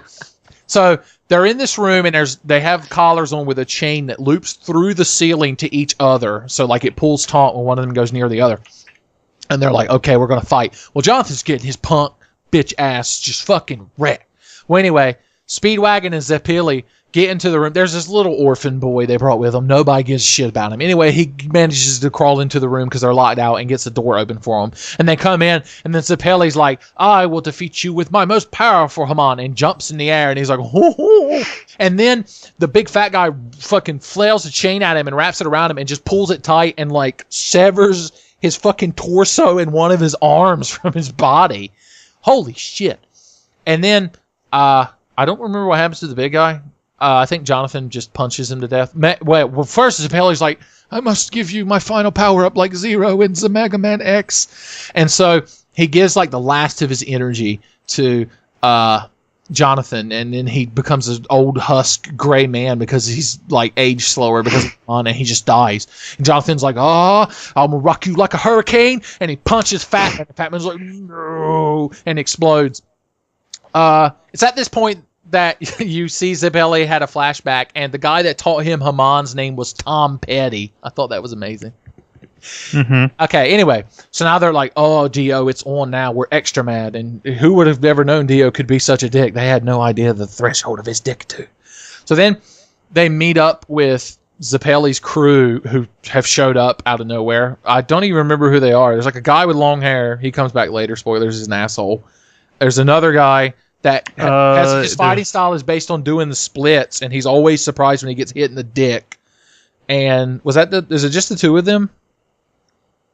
Yeah. Okay. And do you remember their names? No, tell us, because it'll be delightful in 80s rock. One is Dyer. Oh! And the other one is Strazo. So they're Dire Straits. That was the musical interlude. God, how long have I been talking about JoJo? I'm only doing the first season, by the way. Okay, next time you'll have to do part 2. Okay, so they get to the village, and the village has been overrun by Dio. Oh no, zombies and vampires and tigers. Oh my. So they're fighting through the evil church, and they're like, Dio. And they get to Dio's castle, and Dio's like, ha ha, you'll never defeat me. There are zombies and monsters. And Speedwagon gets a hammer at some point, starts hitting people. He's useless. He doesn't have special powers. They're fighting, they're blowing vampires and zombies up left and right. And then there's Dio, and he's like, ho ho. And so Split Master Johnson, or whatever you said his name was, jumps in the air and is like, I'll kick Dio with 2 feet. And feet hit Dio, and then, spoilers, he's immediately frozen, and Dio punches him, and he fucking explodes until there's nothing but a head left.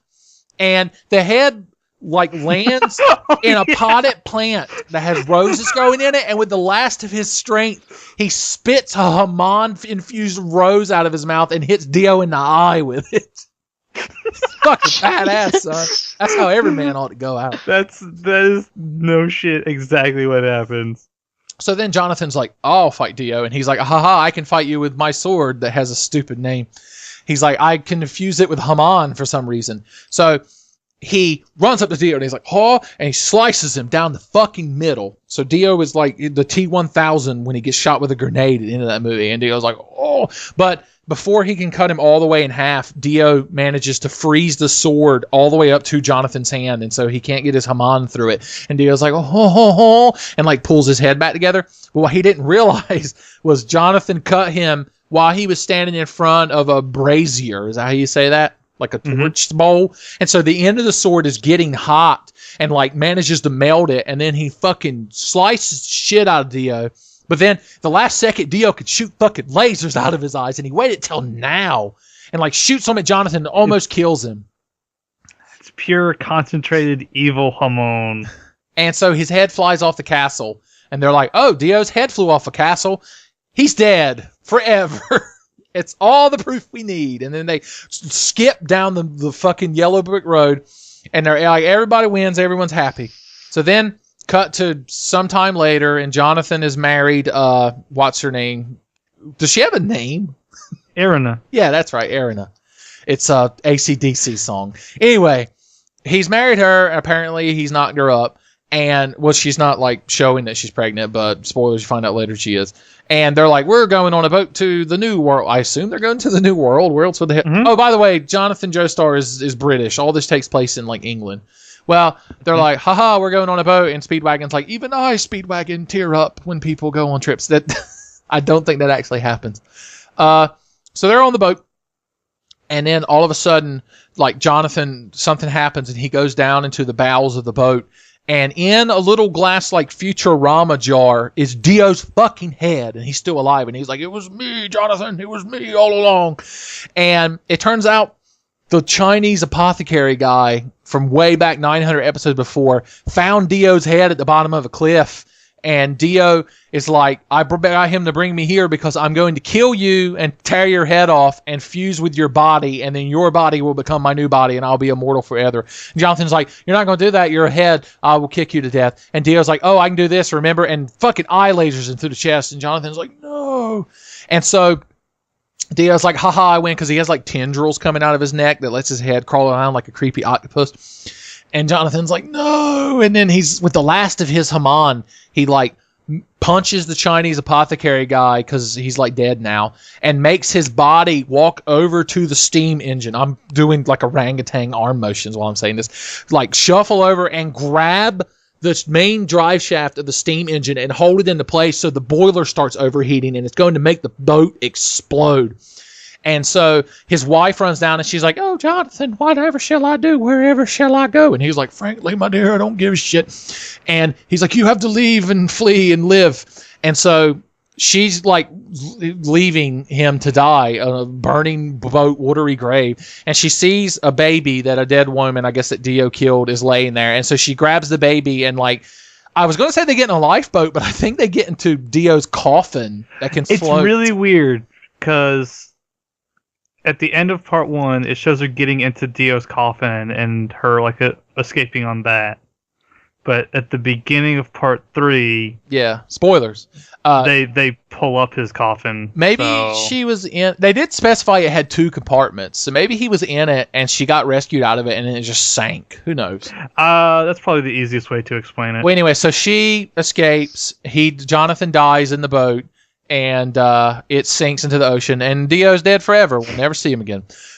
And so she escapes with the baby she saved, and she's pregnant with, spoilers, Joseph Joestar, but that's another time, another era. And so that's the end of the first season of JoJo's Bizarre Adventure. Actually, she's not pregnant with Joseph. Is she? How could she not be pregnant with Joseph? Because Joseph is her grandson. Oh, she's pregnant with George Joestar, who gets fucking punked. He gets super punked.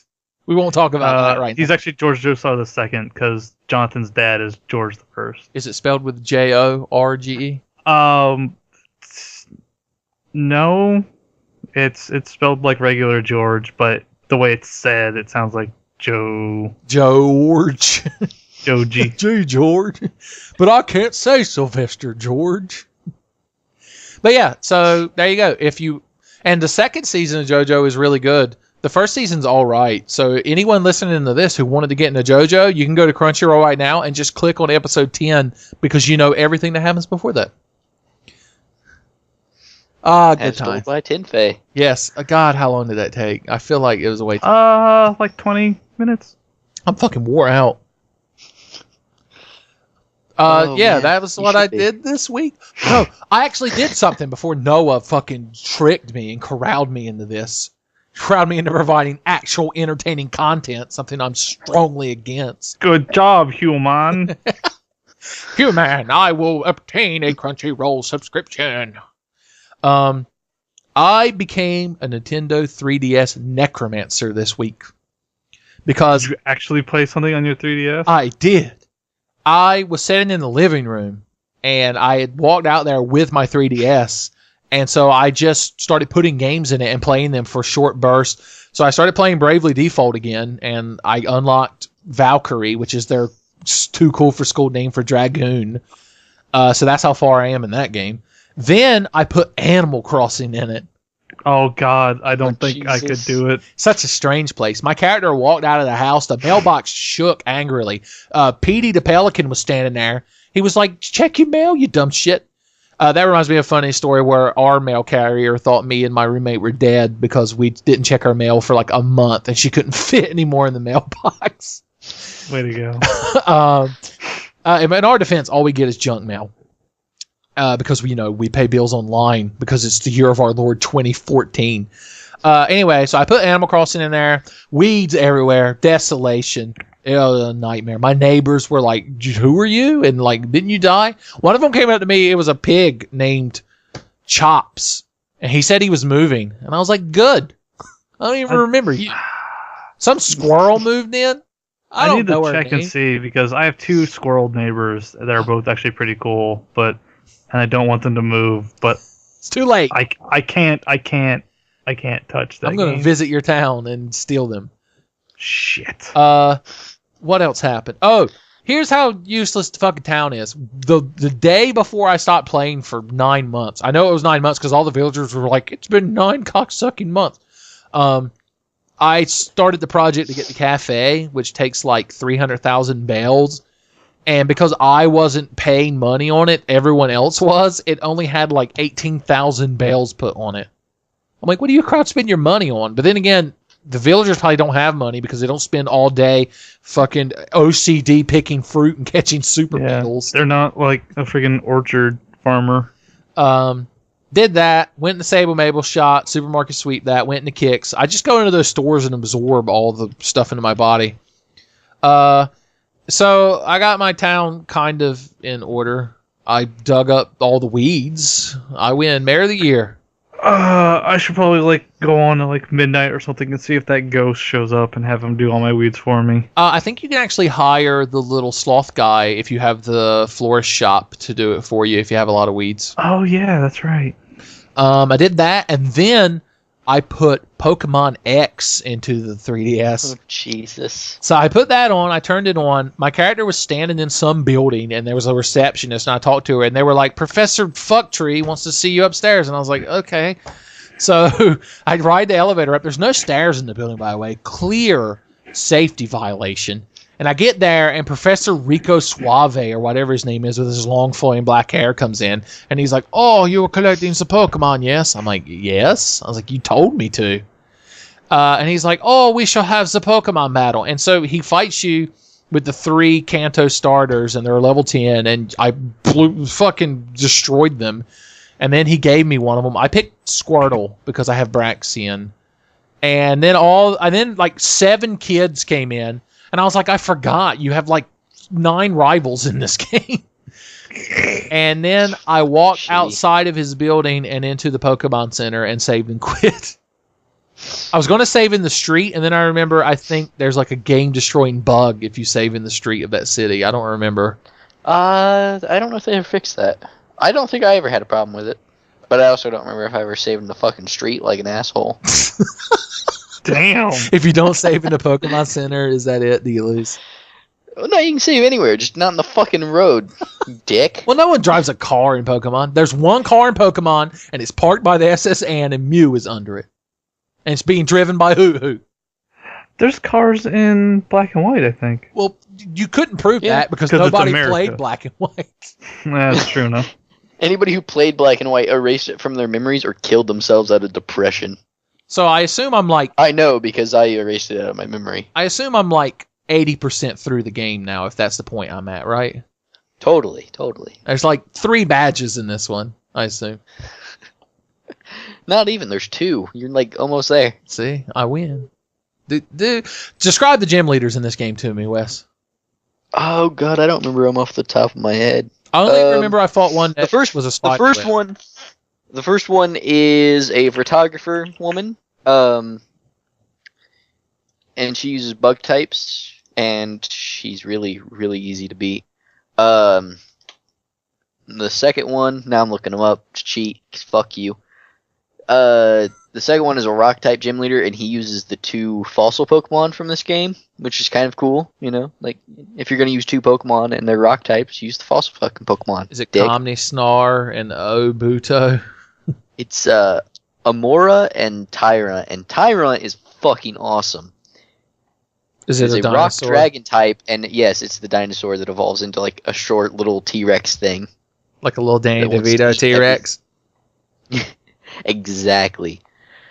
Then you got the fighting gym, which, oddly enough, the bitch is the third gym leader, is the fighting type gym leader. You know she has Lucario. She does not use it in the gym battle. She has 2 Lucario. She gives you 1. Holy shit, she's got the fabled Lucario sandwich.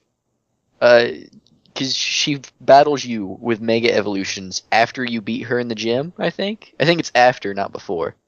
And then, yeah, after you beat her for Mega Evolution, she's like, alright, well, why don't you also take this Lucario, since, you know, it can obviously Mega Evolve. And you're like, sure, why not? Or if you're like me, you're like, fuck that Lucario. Leave it. Isn't Lucario, like, the main character of the anime now? I saw people online, and by that I mean on 4chan, complaining that, like, 6 episodes in a row of the anime are about Lucario. In one of them, Ash runs and tackles the Lucario, and they fall off a cliff. I haven't watched the anime in a while. Me neither, that's not true. I think like 2 or 3 weeks ago, I watched some of it online, some of the new one, because I heard like the X and Y anime is better. Somebody posted a webm of just that scene of like a Lucario like walks up to Ash and calls him a punk bitch, and Ash is like, "Oh, shoot you," and runs and tackles him, and then they roll down a cliff like the Princess Bride. Oh, Jesus. Anyways, gym leaders. There's a grass type gym leader, and then there's an electric type gym leader. Why would and then there's a grass fairy type gym leader. Oh, yeah. And then there's a psychic type gym leader, and the last gym is ice, which has got to be one of the worst gym types ever. But ice is strong. Ice. Against No. water? What's weak to ice? Dragon. That's it? And ground and grass. Dragon, ground, grass. Why is grass weak to ice? I don't know. Grass grows in the winter. Doesn't make no sense. Birds should be weak to ice. You ever thrown ice at a bird? You know they freak the fuck out. That's the type I forgot. Flying type's weak to ice. The guy I work with threw a Jolly Rancher at a bird. What flavor Jolly Rancher? Here's the full story. Me and the guy I work gotta with. hear this. This is a new segment. Me and the guy I work with. So me and the guy I work with were sitting in the truck with the windows down, and seagulls were around us because seagulls are everywhere here because it's Alfred Hitchcock. It's the birds. And he's like, "Oh, check this out. It'll be fucking hilarious." So he has a box of like chewy Jolly Ranchers, and he takes one out.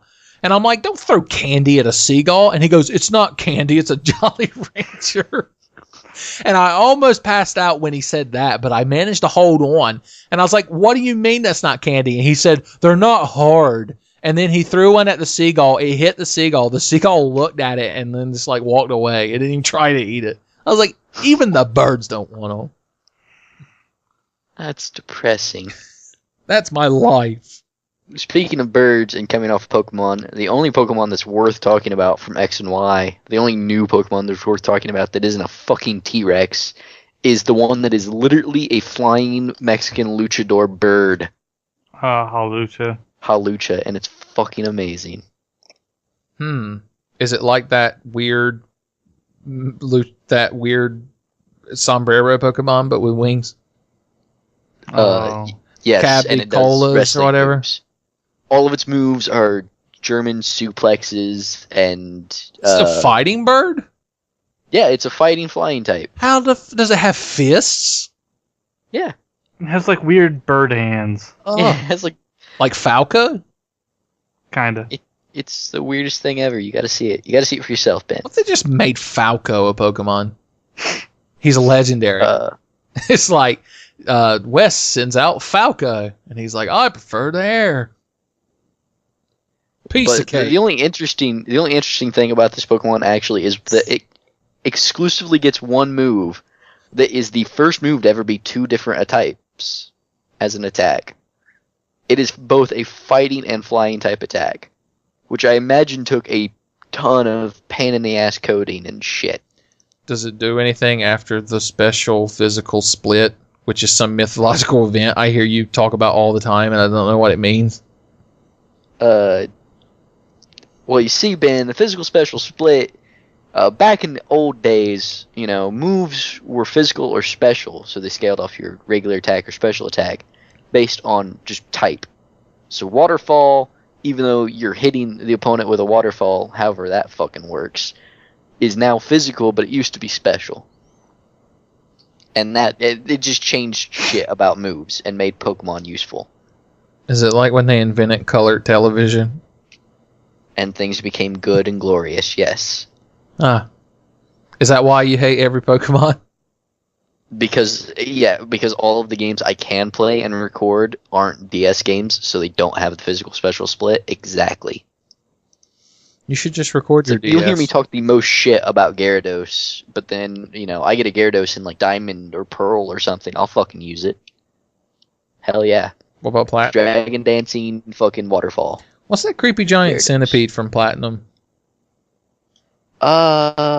Creepy giant centipede? Someone like the cover. I thought you were talking about some sort of weird centipede thing from a Platinum game, and I was like, I don't know what the fuck he's talking about. I was talking about the Russian assembly that becomes a robot centipede in Strider. That's not in the Platinum game. Strider. Also, there is a. Platinum. Oh, it's Capcom. There's I've played like Skull of 98% of Strider. I've still yet to beat the Strider game that came out this year. Is it too difficult? No, I played to the end and then I got distracted by something else and I just thought about it. I've never gone back and I was right before the final boss or whatever. Well, now you Wait, want I'm what sure game there's are we like talking about? 6 I forgot. stages. Well, we all had exciting weeks. I guess. I don't remember what happened anymore. I got too deep into JoJo. That's what happened in your week. You lived JoJo. Noah, tell me about, because the trailer came out, the Guardians of the Galaxy. It's a comic book movie that's coming out that I'm actually kind of excited for because it seems like a big dumb action like adventure. Do you know anything about the lore or the backstory? Goofy. Not a whole lot. Like nobody really knows that much about fucking Guardians. Like, Well, shit. What if that alien comes back and demands just explain it in our human tongue? What are we gonna tell him? well, I can only tell him so much. I know it has Rocket Raccoon. He's listening. He's on That's all you really conference. need to tell the alien. Yeah. Because I know there's Star-Lord, who's like a half human, half alien, who goes around the galaxy. Why can Doing humans stuff. fucking have babies with everything? I don't know. We got really good DNA. I see. More like we got really good dicks. And A. And A stands for ass. I should teach anthropology. There's, oh god, what is her name? There's the character being played by Zoe Saldana, who is like Gamora? Yeah, Gamora, who is freaking Thanos' like daughter, half daughter, or something weird like that. Oh, so it's going to tie into the Avengers. Of course, it's in space and shit, so it's gonna tie into all that shit. But it takes place it has to be the future, right? Because Star-Lord is a human in space. That didn't happen in the Avengers. Well, Tony Stark went into space for a brief moment, then a nuke hit him in the dick. And then he has PTSD about going into space. But no, just because he's a human in space doesn't mean that it's in the future or anything. Well, he could just be a human that ended up in space. What did he do? Trip? Was he on that rock? Was he on that rock with Joseph and cars? Some alien could have come down, fucking fucked his daddy and went back into space and had him as a kid. He was like, "You man, tell me of these anal sex." Then there's Drax the Destroyer being played by Bautista himself. Oh, Dave Bautista. And I know his family was killed, so he just becomes like this big psychotic rage monster. Yeah, rage monster known as Drax the Destroyer. And he used double short sword knife things. And then there's Rocket Raccoon and Groot. So Rocket, Rocket. I think Rocket is an experiment, and Groot is a weird plant alien being voiced by Vin Diesel. And they're best buddies, and they all get together and try and stop something. I assume something related to Thanos and the Kree, who are the kind of human-looking people. The Peacekeepers in the trailers. I think there's something else about the villains and stuff, but I don't remember it off the top of my head. Are they in jail? Somebody's in there that's gonna get their asses kicked. Yeah, well, I think they get arrested and then forced to work for the Kree, who are this big intergalactic empire or galactic empire kind of deal, but they're kind of good guys, I believe. And how does this all tie in to Hooked on a Feeling? Well, that's just because that's the song they decided to use. It's the official song for the trailer of the movie of the game. Yeah. Because what's his name? David Bowie. No. David Hasselhoff. You're getting closer. David Spade. Because he did a cover of that song. No, the director, whose name I can't remember. Guillermo Toro. No. Steven Spielberg. Kevin Smith. Orson Welles. Jesus Christ. I only know a few directors. The Wachowskis. No. He directed Slither and Lollipop Chainsaw. Oh, Suda 51? No. Looking it up. But now. You said James Gunn. There we go. Oh, that guy. Yeah. Is that his real name? Yes. Is he James Edwin Gunn? Does he have a gun arm? No. Then he is the nephew of Badass Billy Gunn. Is he? Is that fish that sings when you walk past it? It's really nothing. Nothing. You know nothing. Fuck those fish. You don't know nary thing, Jon Snow. Oh, he wrote the story for Lollipop Chainsaw. That had a story? Technically, yes. Wow. What the hell was I doing? I don't know. Probably pitching at me. The Empire just commented on Conquer's Bad Fur Day episode 2.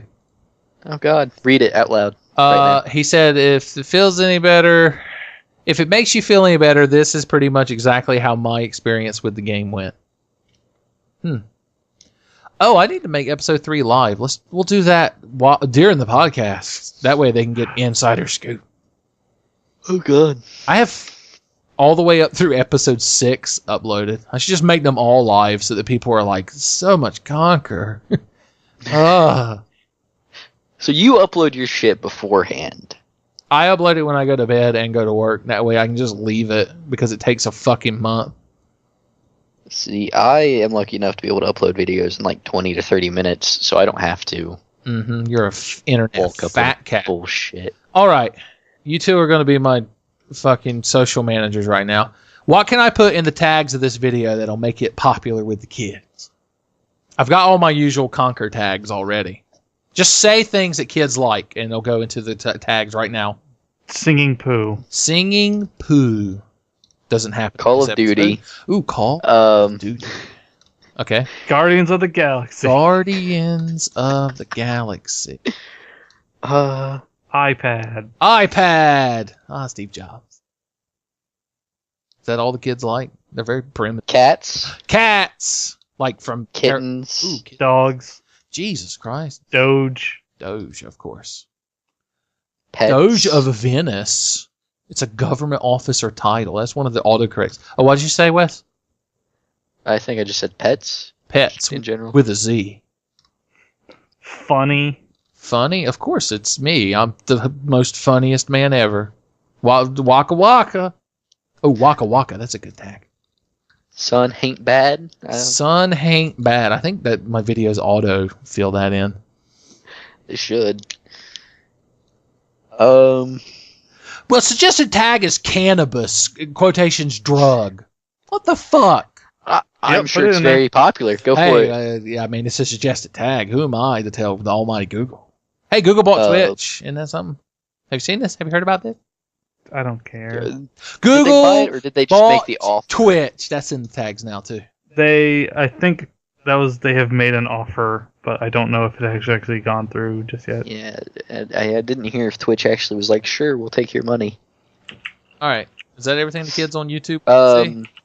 Did you put in cannabis? Yeah. You need atheism, Atheism. Christianity, I can't atheism. Hitler. How do you spell atheism? ATHEISM. Oh, there. Atheism, religion. That seems fucking like an oxymoron. What was it? Hitler? Okay. Yeah. Adolf Hitler, quote in parentheses, author. I'm putting it. Technically, An yes. author of death.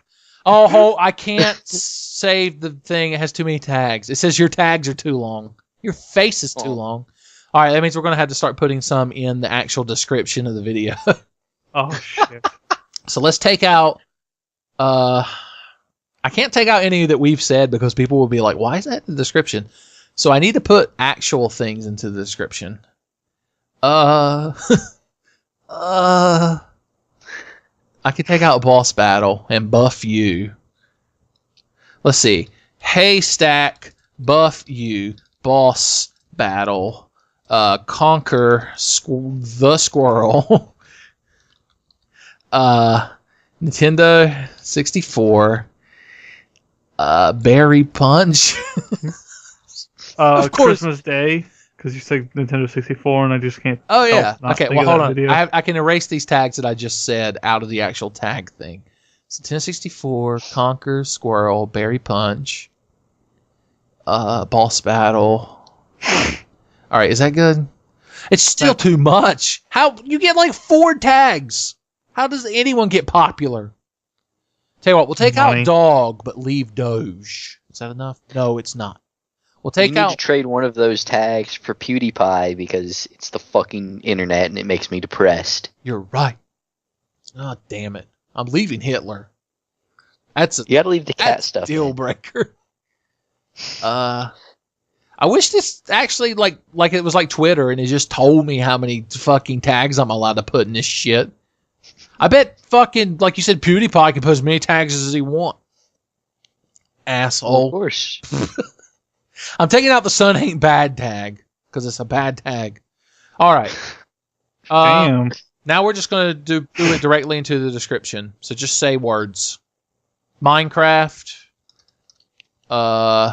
Luigi, of course. Is it still the year of Luigi? Is it still the year of Luigi? Question mark. Every year is the year of Luigi. Every year is the year of Luigi. Stupid. Stupid. That's STOOPID. That's STOOPID. I wonder if he's spelling that out. Oh, I didn't put a apostrophe in that. What would Phil Collins think? Okay. Phil Collins? Phil Collins. That's going in there. Watch Dogs. I'm getting a very familiar feeling about this. Yeah, I know. Unfortunately, I can't do anything else. I'm so unoriginal. Do not steal. I put the underscore in Watch Dogs. I think it'll work. You're supposed to. James Sterling. James Sterling. Maybe he'll notice me. One of the kids, what do they watch on the TV? Adventure Time. Come on, grab your friends. The Lion King, because the Lion King should always be involved. Lion King is on TV. There's a channel for it. Lion King Network. What is popular on the TV? Oh, The Price is Right. Law and Order. Yeah. Kids love police procedurals. Well, They do. we'll throw Matlock in there, too. I mentioned him during the Jojo thing. Oh, yeah, Jojo. Bizarre adventure. I got to put in tags that should be for the podcast. Oh, the podcast. Wrestling. Yeah, wrestling.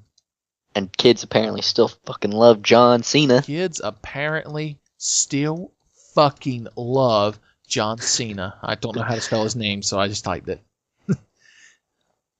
This is good. CM Punk is never coming back. Oh, CM Punk, where you be?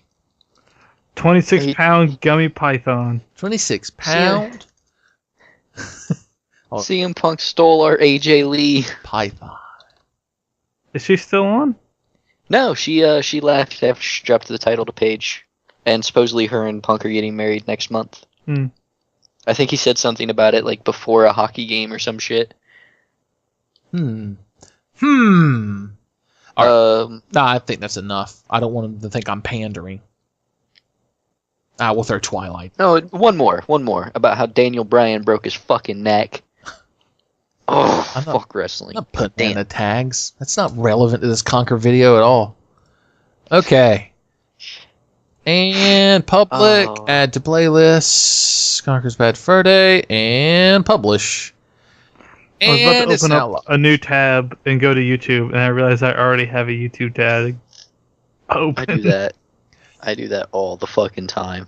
Good times. Save changes. No views. Let's click on it. Let's see if it loads. Jeez, you suck, man. That's my Cody. All right. I just typed in the Tenfei into my search bar. I'm going to type that into my search bar and see what I get. It just says, Google just says, it's you, stupid. I'm like, oh. Look. First video I got, Secret of Evermore. Here are... Yeah, what? I clicked the Tenfei, and the top videos I got were Resident Evil 3 Part 2 and Jamestown. I don't even remember that. Here's my top 3. They're all TSGs, Streamy Goodness, Secret of Evermore, Dig Dug 2, and Rogue Legacy. Dig Dug. I got a link to the Garrett wiki on the Tenfei wiki. Garrett, why do we Haystack, fall? Buff, You Boss, Battle, Conquer the Squirrels, Nintendo 64, Berry, Punch, Minecraft, Luigi is a studio. Every year is the year of Luigi, stupid. That's STOOPID. Phil Collins, Watch Dogs, James Sterling, Adventure Time. Come on, grab your friends. The Lion King, The Price is Right, Law and Order, Matlock, JoJo's Adventure, the podcast, Wrestling Kids. Apparently, still fucking love John Cena. CM Punk, where you be? 26-pound gummy python Twilight. Oh, I love it. This is if this video don't get views, nothing will. I'm gonna copy that. Copy that into the search bar. Yeah. Hey, you know my There it is. my favorite thing about YouTube and my channel specifically. Go up to YouTube search bar and type Bowser's Oh yeah. Luscious Member and search for that. And Okay. oh, what happened? I'm not the top search result anymore. Nope. Well, how did this? Why are all these shitty 64 videos above mine where I show Bowser's Luscious Member? Fucking Mystic Falcon. So Mystic Falcon, why did you do this to me? I have to send him a message right now. I put I don't know how to send him a message. that tag description into the YouTube search, Uh-huh. and it gave me, "Did you mean Haystack Buff, you boss battle, conquer this world, Nintendo 64, Fairy Punch, Minecraft, Luigi? Is it still the year of Luigi? Every year is still the year of Luigi. Stupid. That's stupid. Oh. They put all the letters together. Phil Collins? Is that the Watch Dogs, part? James that it- Sterling, Adventure. Wait, there's one other part. Adventure Time, come on, grab your friends. Lion King, The Price is Right, Law and Order, Matlock, JoJo's Bizarre Adventure, the podcast, Wrestling, not Wrestling. Kids apparently still fucking love John Cena, CM Punk, where you be 26-pound gummy python Twilight. So they corrected stupid and wrestling. I pasted it into Google search, and it apparently only accepts searches up to 32 fucking words, so it cut it off after on for come on, grab your friends, but still pulled up the video. It's the only result. What a surprise. I went to Mystic Falcon's YouTube page, and on his discussion tab, I just typed, "Why did you let this happen?" You're gonna be so fucking confused. Yippee-ki-yay, Mr. Well, he's Falcon. probably dead, because all the other comments are from literally years ago. Let's see this Mystic Falcon. Tell me, human, of this Mystic Falcon. Every video's Lemmings. This fucker has played some fucking Lemmings, son. I tell you what.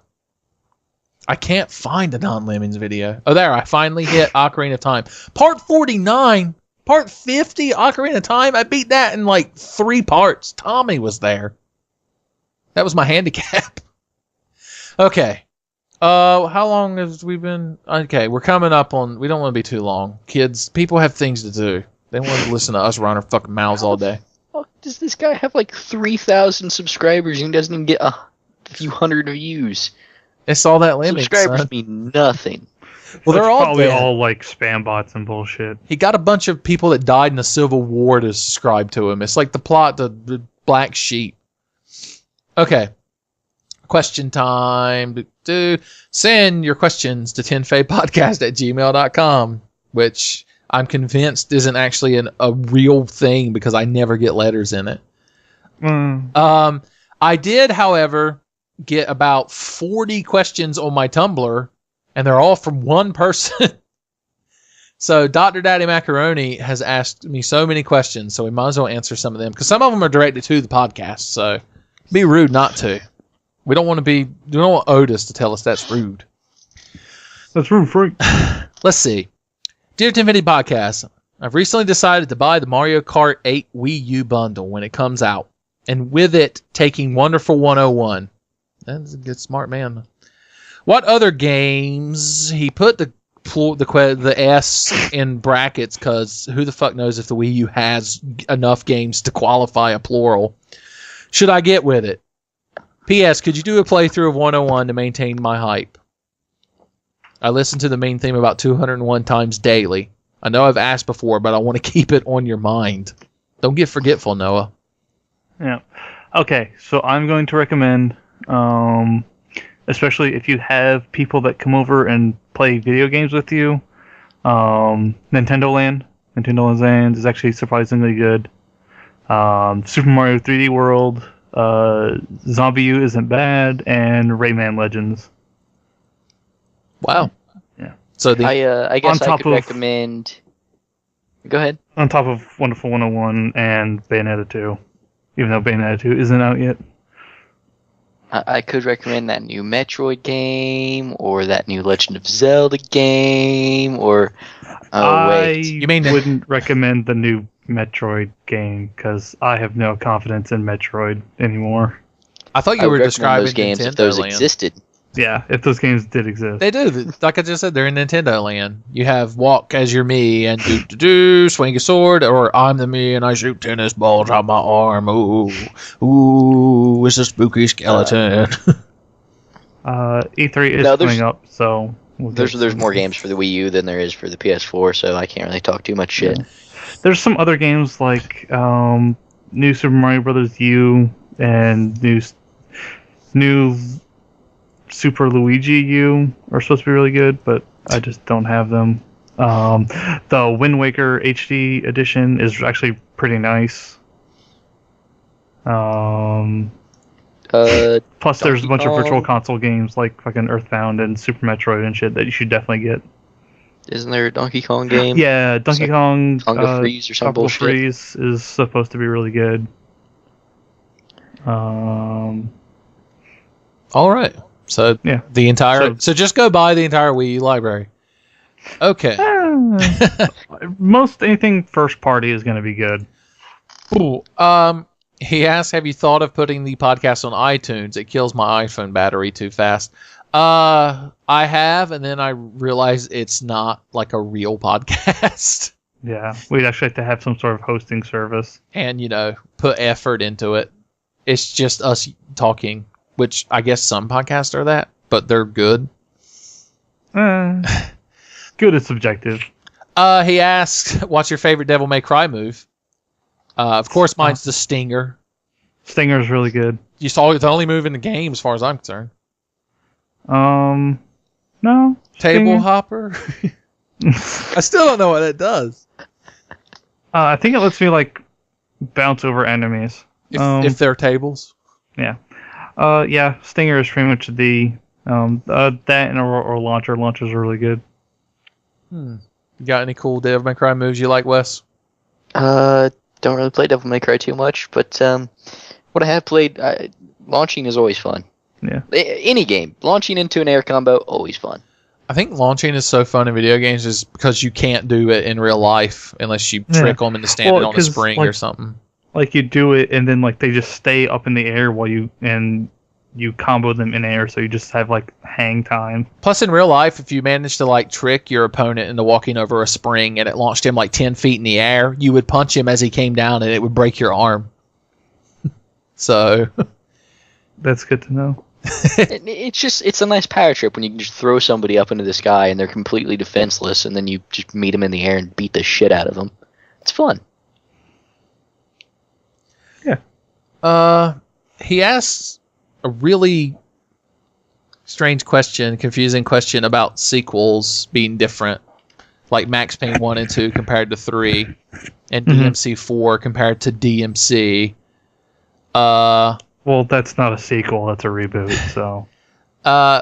He talks about that, and he says, "Are you worried about Kingdom Hearts 3?" And no, I'm not, because I'll never play Jesus it. Christ. I'm pretty sure no, I'm the only person here who's played the majority of any Kingdom Hearts game, so... I played to the end of the first one, and I played, an unknown amount of the Game Boy Advance one, and that's about it. I'm trying to think of... It's easier for me to think of games in series that I haven't played at all, because I've touched almost all of them, except for the one that was on Japanese phones and then was put out again on 3DS or Chain DS of or whatever. Memories? No, that was coded. Oh. Chain of Memories I played on the original version and the PS2 version. Well, good for you. No, I really don't care about Kingdom Hearts anymore. If it looks like it's going to be a good button-mashing action game, I might get it when, price drops, but... I mean, it looks like Final Fantasy 15 is going to play like Kingdom Hearts, so who fucking knows anymore? More like Kingdom Farts. It's about fucking time that Final Fantasy series picked a side, because I did not care for 12 or 13, really, as far as the battling systems went. Yeah. It's either be turn-based RPG in some fashion, like you were, or just go full-on action RPG with, unleash me from these stupid little bonds that hold me back. Yeah. He has a question that's like an observation that Battlefront 2 was MOBA before MOBA was invented, which is strange, but I guess. Oh, the Star Wars? Yeah. Battlefront? He said becoming a hero and stuff.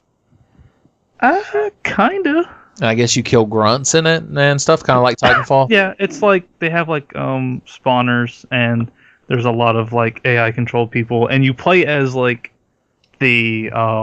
regular grunt troops for a while, and then you get the ability to get a Jedi like like Obi-Wan or Darth Vader or Luke or Han or whatever. So they're basically like calling down your Titan. Yeah, kinda. And you get to play for them until like they die, but they have like a lot more health and have like special abilities and stuff like that. So they're interesting, but I never really got into those games. He asked if any of us are Tim Schafer fans. Yeah, I like Tim Schafer. I've been meaning to get the Double Fine Adventure Broken for a Age. while. Yeah, Broken Age. I've been meaning to get that for a while now, but I mean, I like most of the stuff I've played of his. I own several of his games on Steam, but I've never played them. Like a lot of his older stuff when he used to work for LucasArts and did like collaborative stuff with those guys is probably my favorite. Like I fucking love Secret of Monkey Island. So. Played any Tim Schafer, Wes? A little bit. I wouldn't obviously say I'm a fan, but I wouldn't say that his work is bad either. So, are you saying that you think Tim Schafer ain't bad, but he could just stand to be a might bit gooder? Might bit.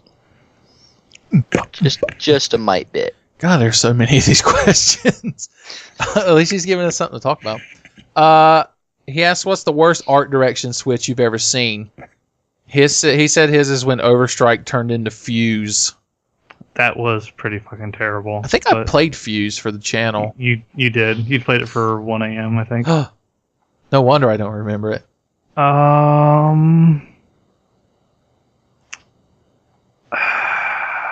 I can't really think of one off the top of my head that is a move from good to bad. Aside from like some of like that's an obvious one, but I can't think of the reverse of going from bad to good. Like the original version of Okami just looks like super gritty, like Resident Evil 4 style, and then they changed it over to the painted ukiyo-e style, and it looks so much better. That reminds me of the original Hookman version of Resident Evil 4. Which doesn't like look drastically different, but it's much different tone and plays a lot differently. It does look a little different. Like it was so weird with like the possessed dolls and shit.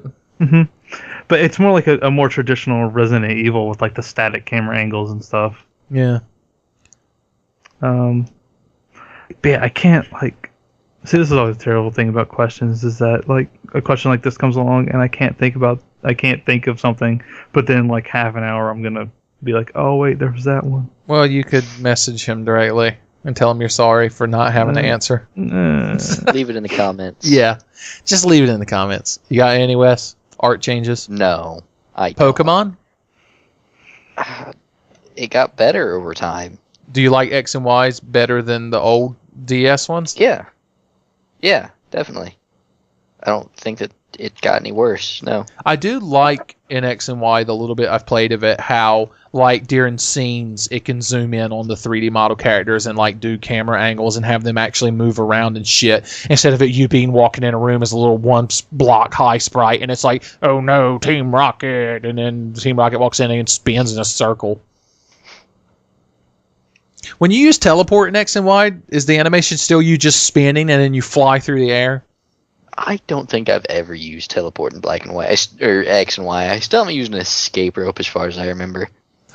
Fuck those items. But they're so fight my way out. They're so useful.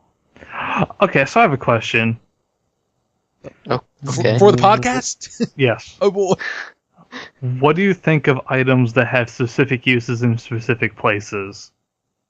In Pokemon? In the game, like an RPG or something like that. Like you can only use this kind of item in this kind of environment. Because I'm specifically thinking of Dragon Quest, where you have the wings and the ropes, where you use the wings on the outside to teleport, like to different towns, and then the ropes to escape from dungeons.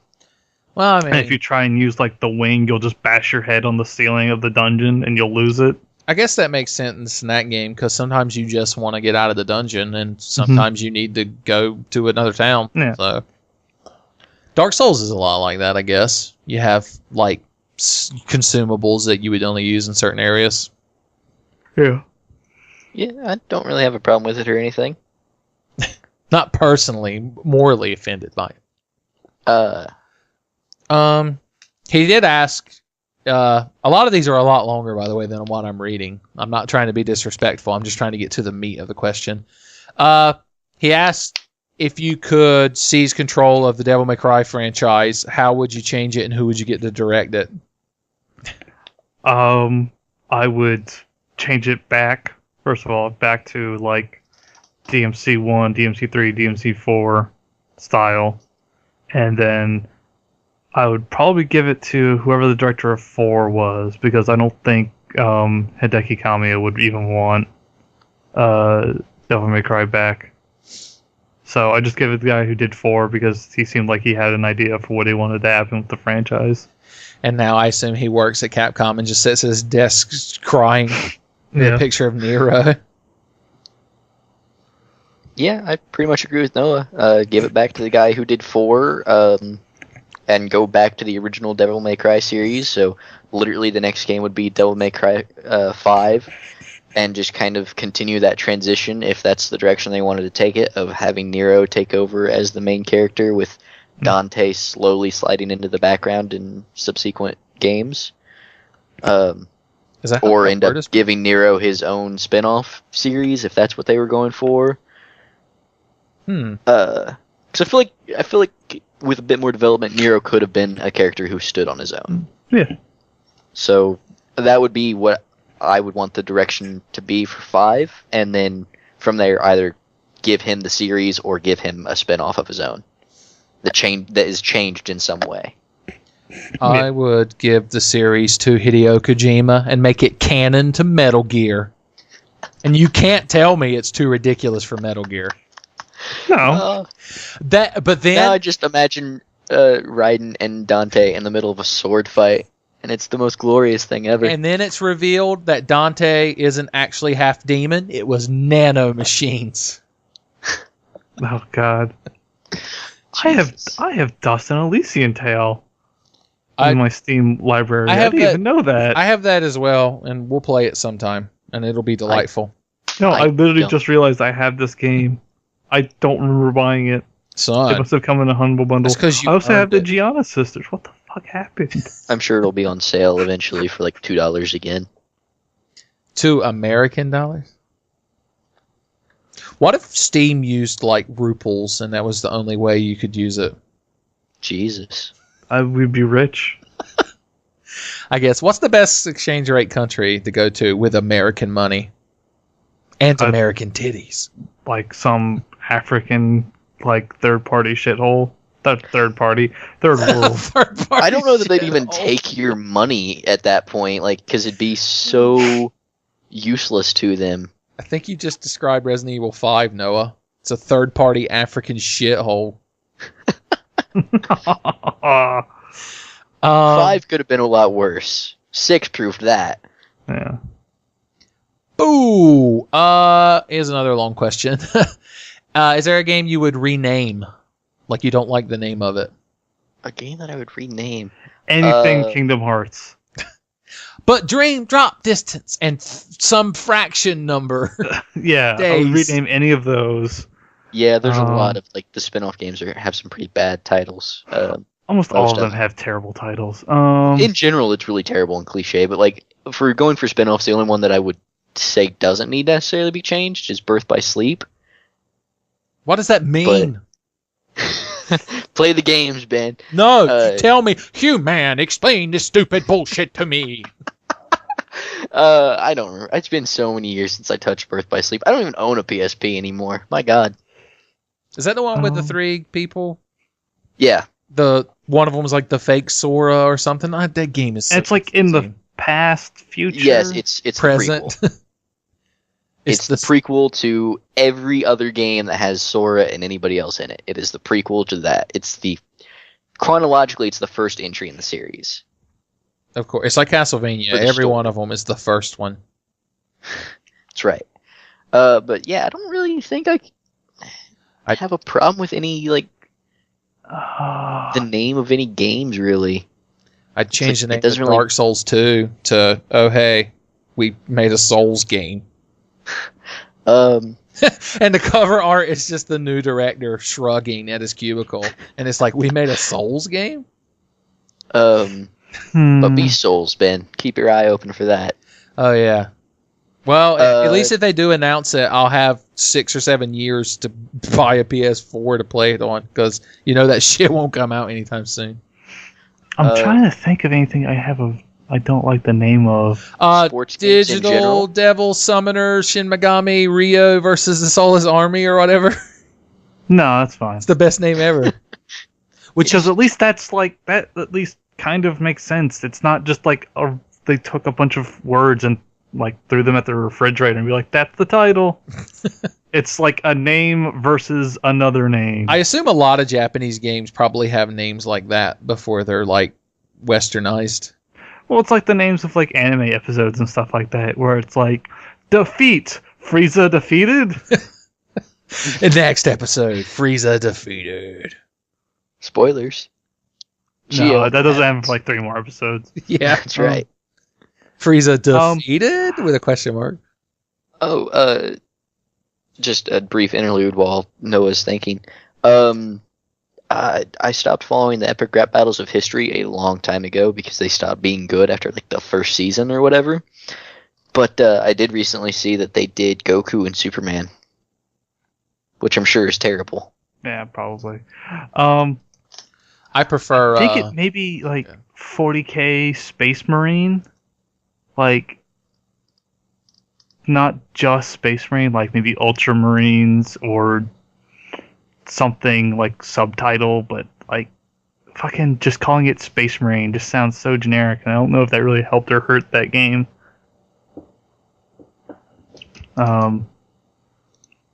Yeah, we'll go with that until I can think of something better. I'm trying to look at my games. Something more betterer. Um, What would you change the name of Pokemon Black and White to, Wes? I wouldn't change the name of that game. I would bury it like fucking T. Pokemon Shit and Piss. Which one? I was gonna go shit and shittier, but Which one's shittier? you choose. Well, one gives you like a city and one gives you like a forest, right? I would probably base it on the legendaries, because you can get the dragon and fire or the dragon and electric type. And I don't know, me personally, the dragon electric type just sounds more badass. Okay, is it just me, or was like the dragon type gym and like gold and silver like the biggest stretch for a fucking gym at that point? I don't Because there's only like 4 dragon types, and they had to supplement it with like a fucking Gyarados and shit. Yeah, dragon type really was shit until like Emerald, like a Ruby Sapphire Emerald, and even then it was still bad. Yeah. It's not good. It ain't. Well, I mean, it's ain't fine good. as a type. It's just there's like 3 Pokemon, and 2 of them are assholes. So The best description.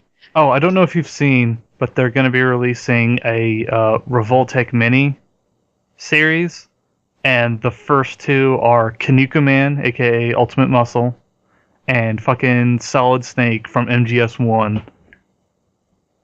And Snake has like a hand that has like a cigarette and his fucking little SOCOM and shit, and it's gonna be amazing. And it's gonna be like 3/4 the price of a regular Revoltech. Mm-hmm. And then it'll finally get the right to vote. But It's a really, really bad joke that even I don't quite get. also, it's 3/5, not 3/4. Yeah, I know. Well, if you get 5/5, you get a So whole I had to liquor. explain what an Octoroon is. It's the Zelda. They shoot rocks. No. I know. I'm not that stupid. They're those little cookies. They're really good. Okay. Moving along. Another question. That's all the questions. I managed Is to. it? I think you said there was like 40 questions. Well, half of them are just directed to me, and they're like observations. I wouldn't really call them podcast questions. Did you see the first little preview of Star Wars Episode 7? No. Yeah, they're doing this thing where like it's a charity thing where like you donate money and you get entered to a raffle and you might be able to be in like a little scene in the movie. Um, Well, shit. but it's J.J. Abrams standing in what appears to be some sort of Tatooine set, and then like this actual prop character, like an alien that is an actual physical thing, not like CG, walks by and like they look at each other and then it just keeps on walking. It's actually pretty neat. And then a really bad CG Jabba the Hutt's there, and Han Solo steps on his tail. It's like, it looks like a weird puppet alien Lopan that has a cage full of alien turkeys. Alien turkeys. Human, eat with me this alien turkey. I didn't have you explain Why do there Big was Trouble in Little China. Oh Jesus! We're fucking beyond that. That ship sailed, and then Dio blew it up and sank into the ocean. It was me, Dio. All along. But I am pretty sure Big Trouble in Little China is the sole inspiration for Mortal Kombat. There was a lot of influence on Ed Boon and the guys when they made that, because they've said that like the Three Storms were a big influence in designing Raiden. Yeah, that and Kurt Russell is basically Johnny Cage. Kind of. A little bit. A little bit more Jean-Claude Van Damme. Wasn't Jean-Claude Van Damme originally actually supposed to be in it, and then like he backed out or something? And then that sounds like something that might be true, but and they just got one guy to wear the same 8 pairs of pajamas and recolored them. yeah. Oh, did you see? What was it part of? There's this guy that does videos on YouTube about fighting games. I don't remember his name. I'm sorry, that guy who's a lot more popular than me, so fuck you.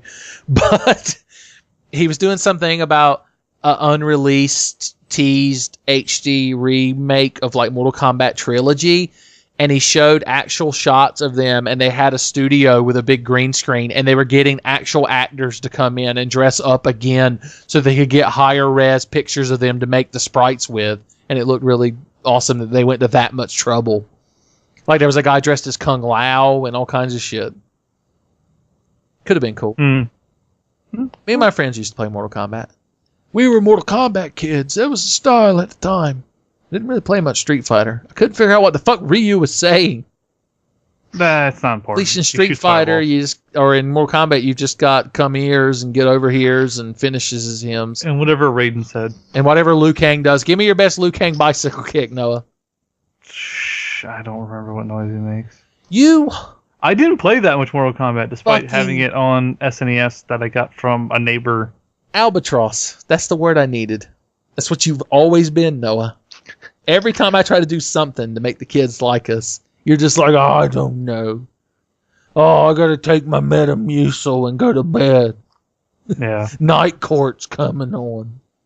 So, since none of my Facebook friends are gonna watch this because nobody listens to me about how good the Tenfei channel is, motherfuckers need to stop sharing this bullshit about Obama running for a third term. I don't know if it's just my friends that are retarded and fell for that, but what? You should tell your friends. There's a fucking troll article on nationalreport.net, which is apparently a fake new political news site that says Obama announced that he was going to run for a third term. You need, and it talks in the article about how he could get around the amendment that prevents that, and and then it gives a quote from a spokesman for his administration, and the quote ends with the sentence, "I'm so stoked." What fucking spokesperson for a presidential administration would use the word stoked? So the reason I've been giggling to myself is you need to tell your friends that they can cool their sour attitude on Obama at lemonparty.com. Lemonparty.org. Oh, excuse the fuck out of me. Noah here's an expert on Lemon Party. It's true. Don't be a lemon, be a rosebud. Oh, that was a sled. All right. I would say what are we going to do this week, but who cares? I don't. Ben, what can I expect to watch on the channel? You're going to see a lot of Conquer. You're also going to see episode 11 of the TENFENITY podcast. And the last Devil May Cry. So that last episode of Devil May Cry. Many a tear going to be shed. Well, it's Noah playing the whole time, so yeah. Yep. Media Scream gonna be. You won't be the only one screamed. crying. Apparently, there's a way to rig the dice in that dice game. Is there? Yeah, the commenter who I'm going to go back and look up their name because they've been so kind as to give us all this Devil May Cry lore. Salavini or something like that. Let's see how close I was. I may have to go back and edit that so I sound more intelligent. It's very difficult for me to do. What is your name? It is... Oh, no. This was Petite Cream that said this. I'm so sorry. Also, they berated me because I said Dante needs to shave. And they said he doesn't because he's so goddamn handsome the way he is. And they're right. And they're right. I've got so many unique commenters on the Devil May Cry series, but like none of my other videos. They're very selective. The Devil May Cry, we found something, though, that the kids like. It is unusual. It is for us. And we finished it. How the hell did that happen? It's a short fucking game. That's true. You just made it seem long. Well, damn. Maybe we won't be doing Wonderful 101. Oh, God. Isn't that game which is an actual long game. But if you platinum, you can beat it in 2 hours. No, like one fucking Wonderful 101 is surprisingly long.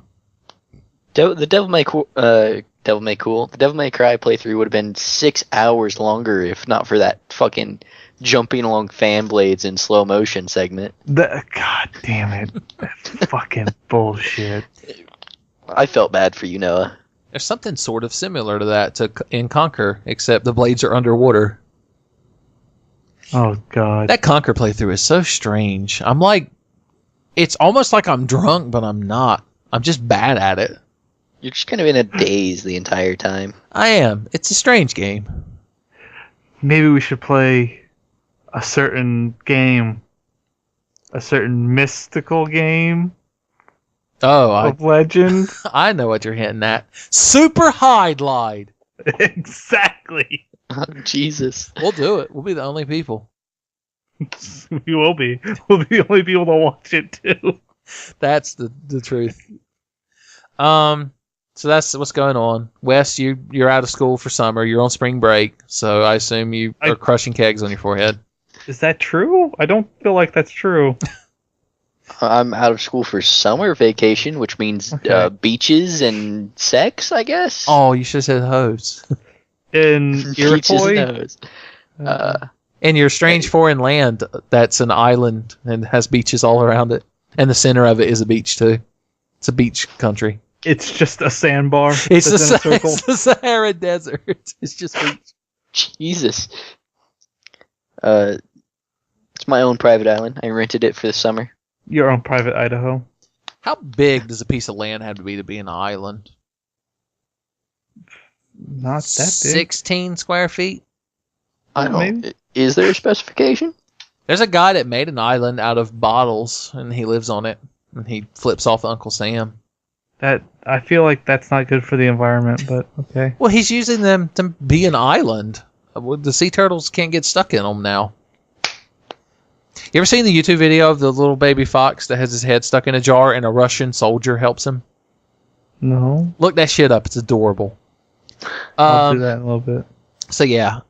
The song we're going on this week, I'm just going to pick the songs. I'm tired of asking y'all for songs. You always disappoint me. In keeping with the new Conquer playthrough, and because I reference it a lot when I get extra lives, I'm just going to end it with Ken Ashcorp's Touch Fluffy Tail. I don't know if you've ever heard it. It's very catchy. It's about a certain visual novel game that you may have heard of, but that's a spoiler. Touch Fuzzy Get Dizzy? I don't think that's a visual novel, but sure. Somebody needs to go through every Tenfei video and cut out every Extra Man song just link them together. I think there's like 2. There was like a good line of like 5 or 6 of them for a while. I see. They haven't been done in 6 years, but well, because we haven't really played that many games that give you extra mans. Mans as a concept is gone. Maybe I'll try to work it in the Conquer. I've got a little bit of Conquer left. Technically, we got extra mans in Devil May Cry 4 because we got like the golden demon blood was in You Should Have Sang. Are there a lot of mans in a Wonderful 101? No. You get a 101 mans, right? Oh, yeah. I guess so. See, everything came up. Noah. Did it really? Yeah. I got Viscera cleanup detail with my copy of Shadow Warrior. Oh. It's interesting. Oh, the game where you mop a space station. Yeah, well, it's for Shadow Warrior specifically. So it's like you're cleaning up after Luang's fucking fights. Remember the Dexter's Lab with the janitor and it was Die Hard? With Yanni? Yeah. The Yanitor? Yeah, give me your best Yanni impression, son. Take us out. For I am Yanni, the Yanitor. That's pretty good. Now I need Dexter yelling Dee Dee. That wasn't as good. Well, I don't want to actually yell, so deal with it, nerd. God damn it, Noah. Fucking Albatross. Out of 10. Albatross. That's your new name. Alphonse B. Tross. I'll remember that. Change it. That's your new screen name and legal name. And that's how I'm going to address you from now on.